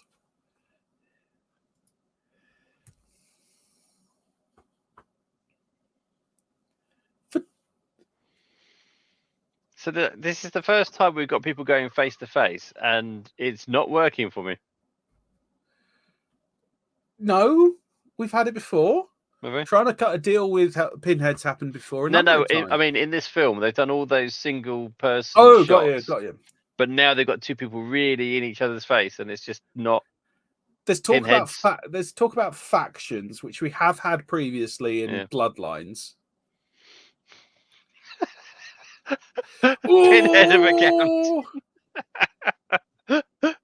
It looked like he nutted him.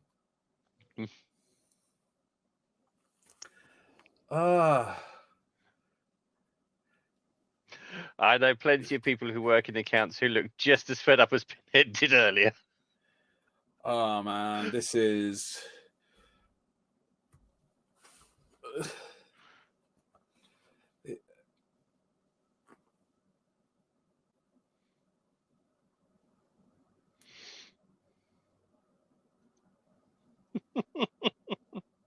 The surgeon and the butcher. What about the candlestick maker? Yes. Where's the bloody cat and the spoon?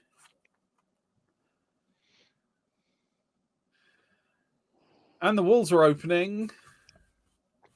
Oh! And he just got spiked for no reason. No reason I can think of. They're adulterers, and they open the box, and I told you the morality of this was messed up. Yeah. They never stick to the kernel rules that they keep trying to pretend they make. Yeah.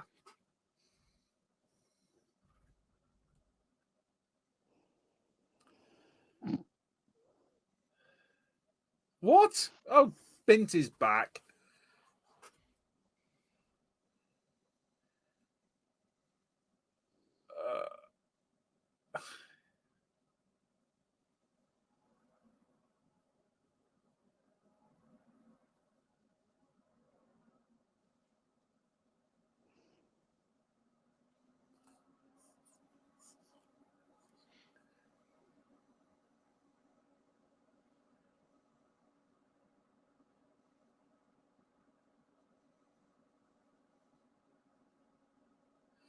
Oh, this is trying to be so big picture and deep.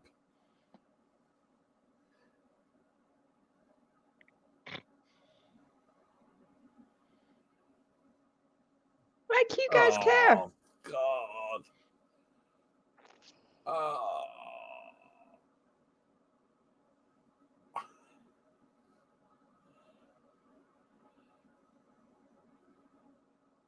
Oh, my good Lord. Saw this one coming. Good Omens did this so much better. This is certainly gone in a different direction for the Hellraiser mythos.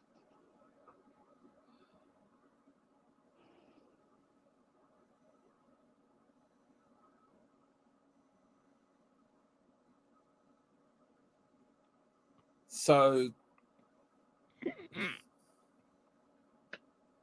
there is a process, order to what we do. It changes every movie, but it's there. Kind of. It's like my work processes then. God. Worst day in the office ever.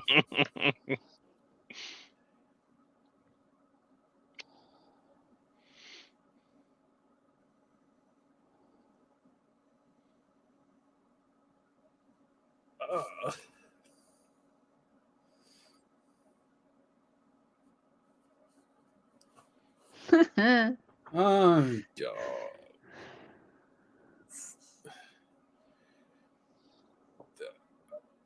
If he spits those bullets out, I'm going to be...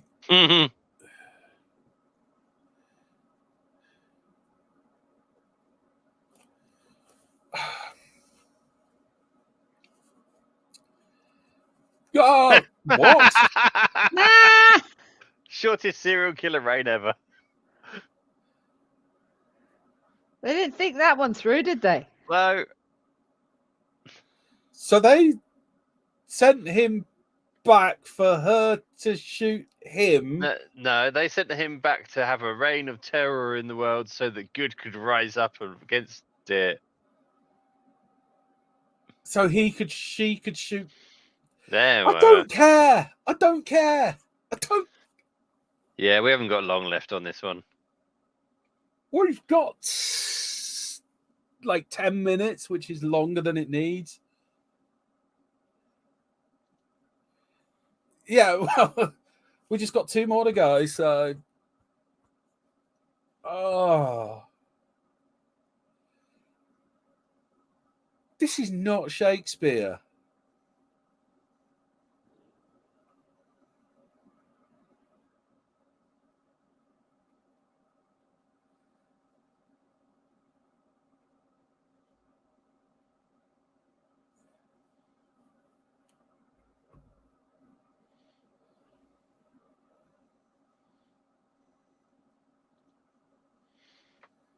Well, she looks horny for it. Yeah. Yeah, I feel a bit sorry for this pinhead having to put up with these others. Do you know who I am?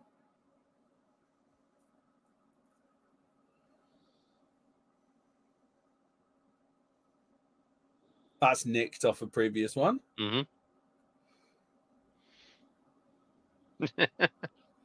Show us the face, you muppet. Yeah. They'll show it right at the end when they finish doing what they're doing.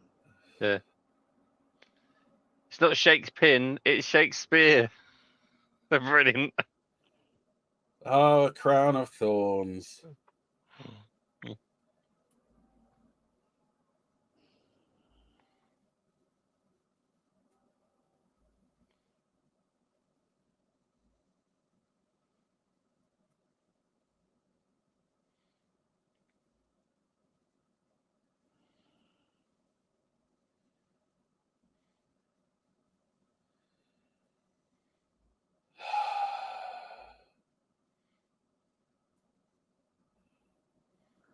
At least she's wearing leather. That should be relatively easy to get the blood off. Mm.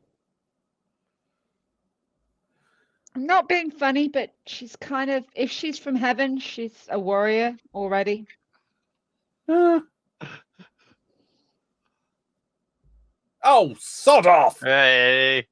Oh, no. You do not warrant that damn line. Mm.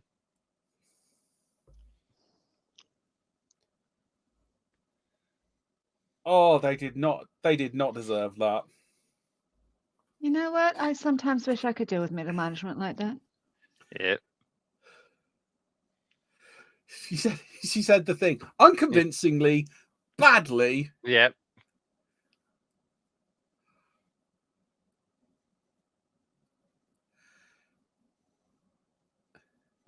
Oh, I know a torture. They could go into Disneyland and go on that little boat ride. It's a small world after all. I think that would be quite torturous for them. And they're really ripping this off of Prophecy. Hellraiser is going to get banished. And Pinhead's going to get sent to... Oh.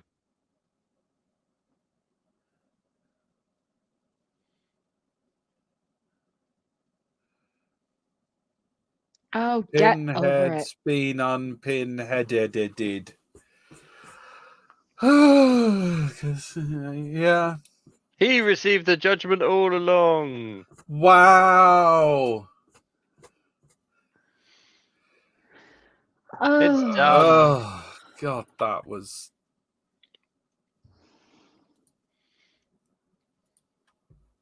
Anyway, There we go. it's not the worst. Yeah. Just. Oh. And now it's time for Vicky's final judgment. Oh God, why is that going on? I'll do the banners. Here we go. Okay, you do the banners. So, Vicky, what did you think of the Cenobites in that film? Were there Cenobites? Yeah, they're What? actually There are loads of them. there were quite a No. few which I thought were reminiscent of previous films. No, So you it had wasn't. It was a civil service office. No. 'Cause Come on. you did have those people who I don't deem to be Cenobites. No, you no, did- no, no, no. You're absolutely right. There were the token topless women. Yes, yeah, but they weren't the Cenobites. The Cenobites was the teeth guy, which we should call Preceptor Teeth. Oh, and he Fuckable. had about five seconds of screen time. Yeah, but And he was in one of the dangerously earlier close to the films. testicles, but didn't actually finish the job. Come on. There was And the butcher, the surgeon. There was the two girls with these. sort of stretched So chin, the and one I'm that sure they've slashed seen him. quite a lot. Let me be absolutely honest with you. That ended it way too quickly. They're supposed to be slow and torturous, and that was just a case of you're going to die really, really quickly. Plus, skin doesn't come off that easily. So I think they kind of missed a trick there. However, the Cenobites, it wasn't. They changed it all completely. Sorry, gonna have to interrupt you. Cenobites I worst saw breakfast it. cereal. Yes, It has such flavour to show you. Yes, That is a very, very, very. That's up good there. That's up there line. with the bounty gag. That is up there with the bounty of sorrow. I mean, Jesus Christ. I mean, literally, he looked like he was, Life of Brian at the end where he goes, crucifixion, yes, good. Out of the door, line on the left, one cross each. That was very much Yes. like that. You've been a bad boy. Yes, right. Well, let's make it nice and easy for you. Type up what you've done. Go for a really gross way of figuring it out. Get the topless women. It was the civil service of hell. yeah. Yeah. Yeah. And is that what Hellraiser is about? They stuck a box in there, and let me be absolutely honest. It looks like all that they have to do to make these into Hellraiser films is basically go, and ladies and gentlemen, we have the token box. Mm. Yeah. And no. Absolutely. Sorry, no. It was an okay film. The plot really was weird. I thought the guy being a serial killer, we hated his ass at the beginning.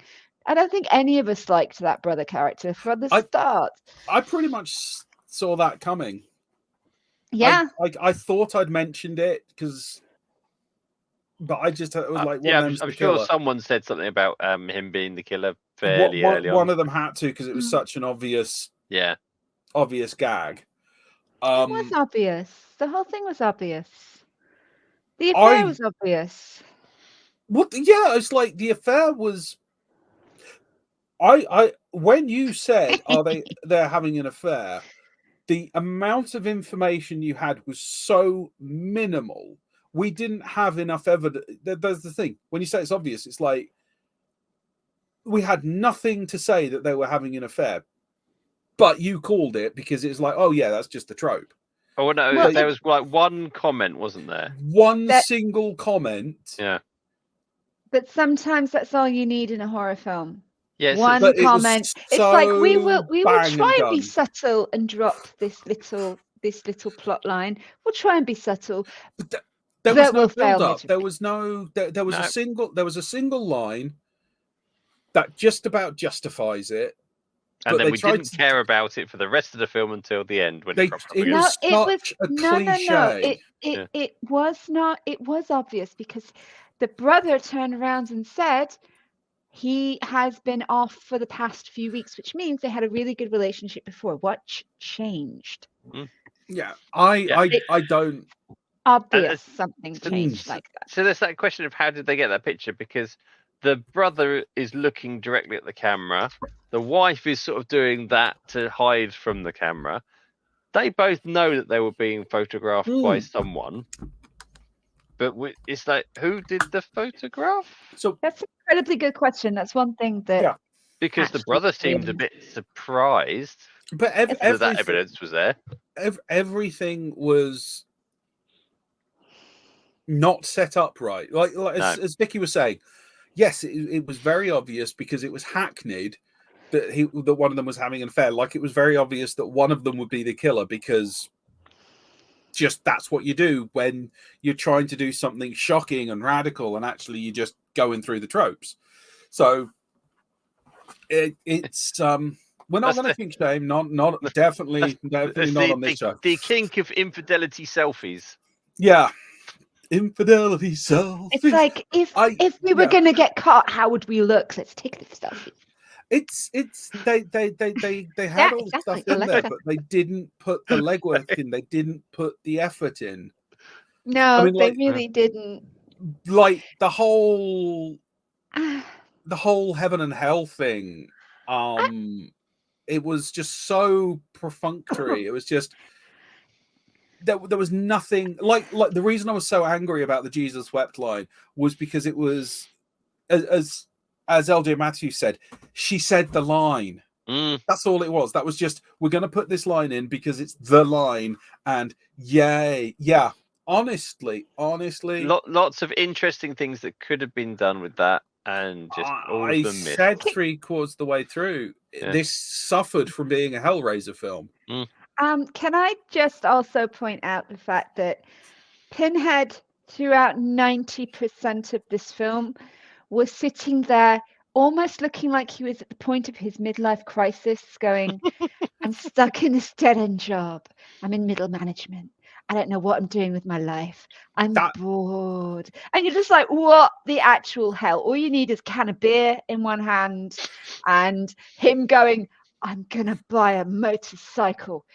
That's all that would kind of missed from that moment. I especially with that cape, I thought there were a couple of shots where they were trying for the Darth Vader in Empire Strikes Back moment. It failed. Yeah, and it failed. I think that's where they got it. It's like I say, they're riffing off of Seven. They're riffing off of the Prophet. There was huge chunks of it, especially at the end when Pinhead becomes human. That's straight out the prophecy. There was so many. Crossover of the Office. Yeah. There are so many bits of it that were ripped off, and like that convoluted,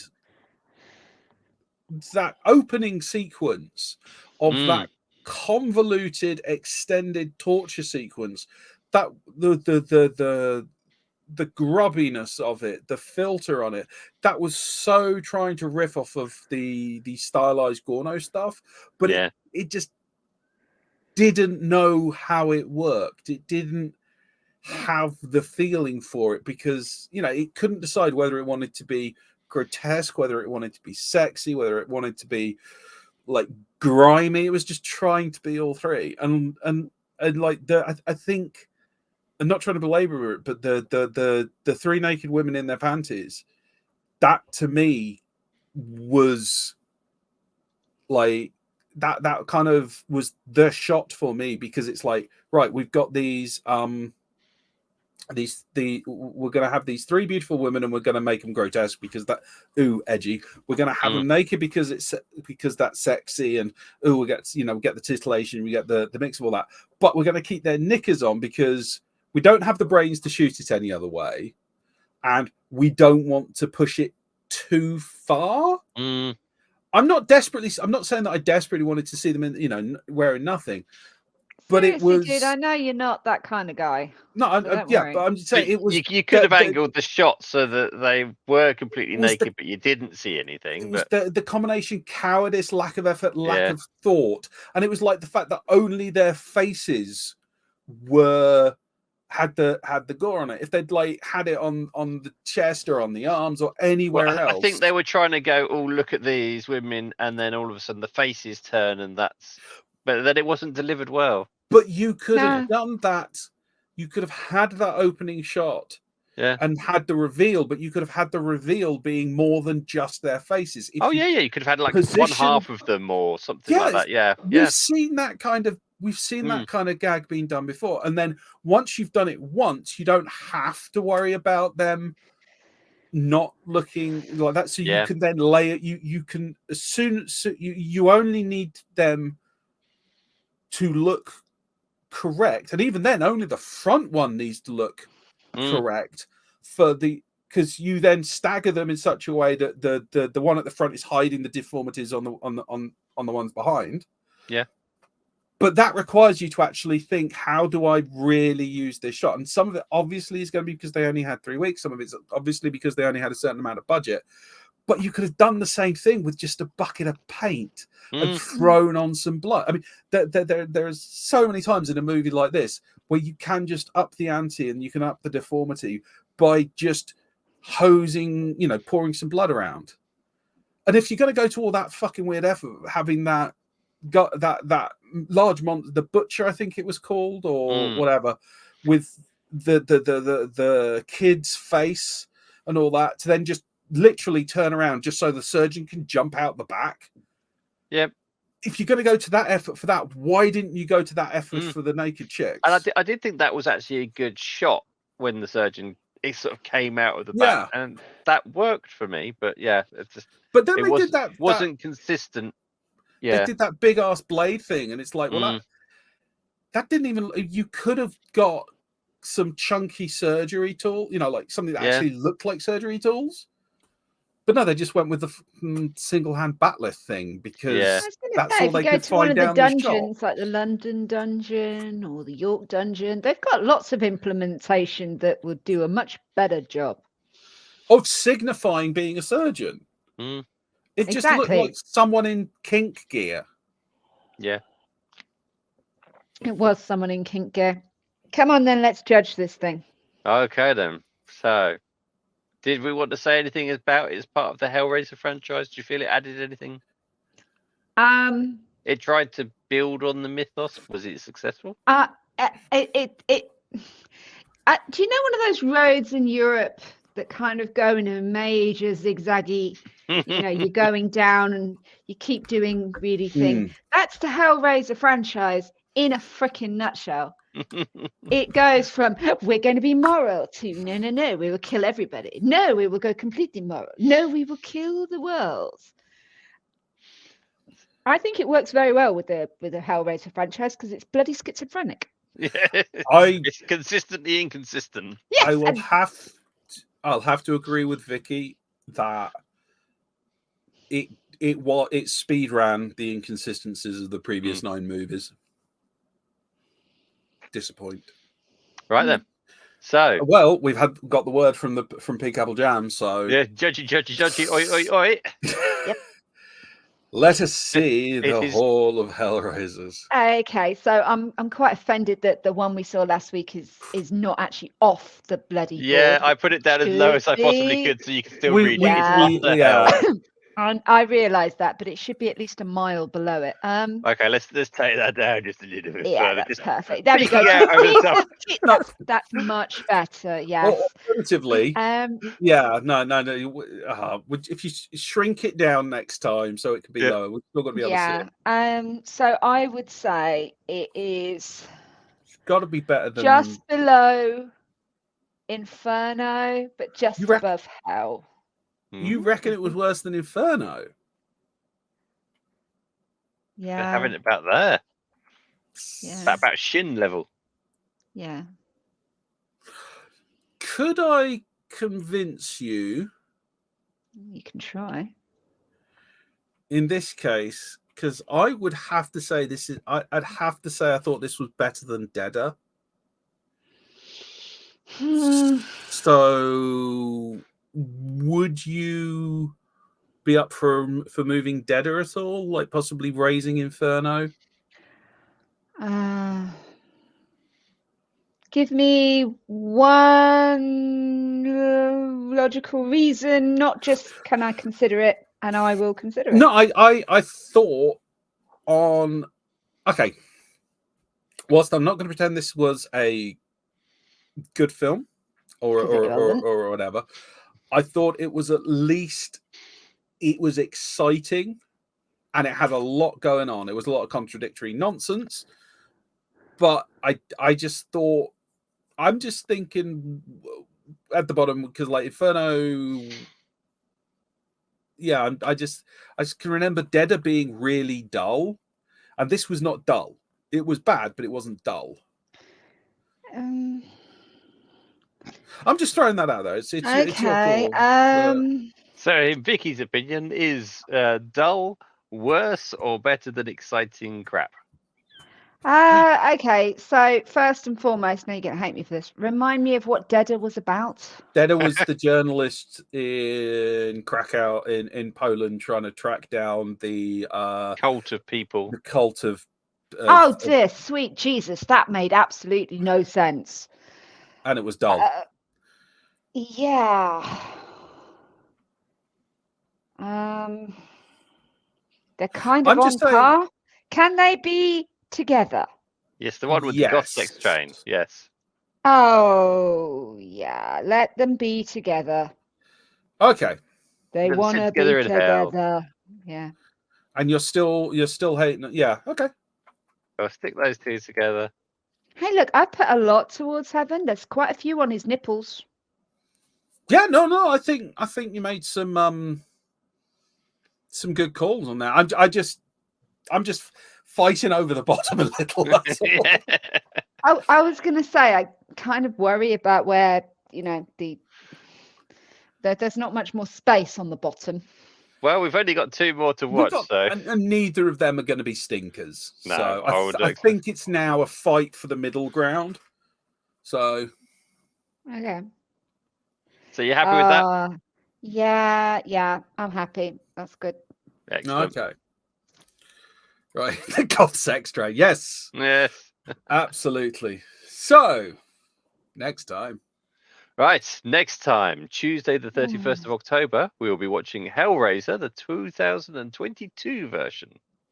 And that's the intro of the spiel for that one. Is a take on Clive Barker's 1987 horror classic, where a young woman struggling with addiction comes into possession of an ancient puzzle box, unaware that its purpose is to summon the Cenobites, a group of sadistic supernatural beings from another dimension. So you can find Paul and Andrew watch all of at trashtreasure.blog. That's a lie, but it will eventually not be. Or search Facebook for the Super Fortress Hardcore Genki Hall of Awesome. There we go. Vicky, it's your line. Wake up. Is it? You're not done yet. Yes. You're not done yet. Thank you for watching Paul and Andy and Vicky watch all of Hellraiser. Until next time. Until next time. Goodbye. Bye.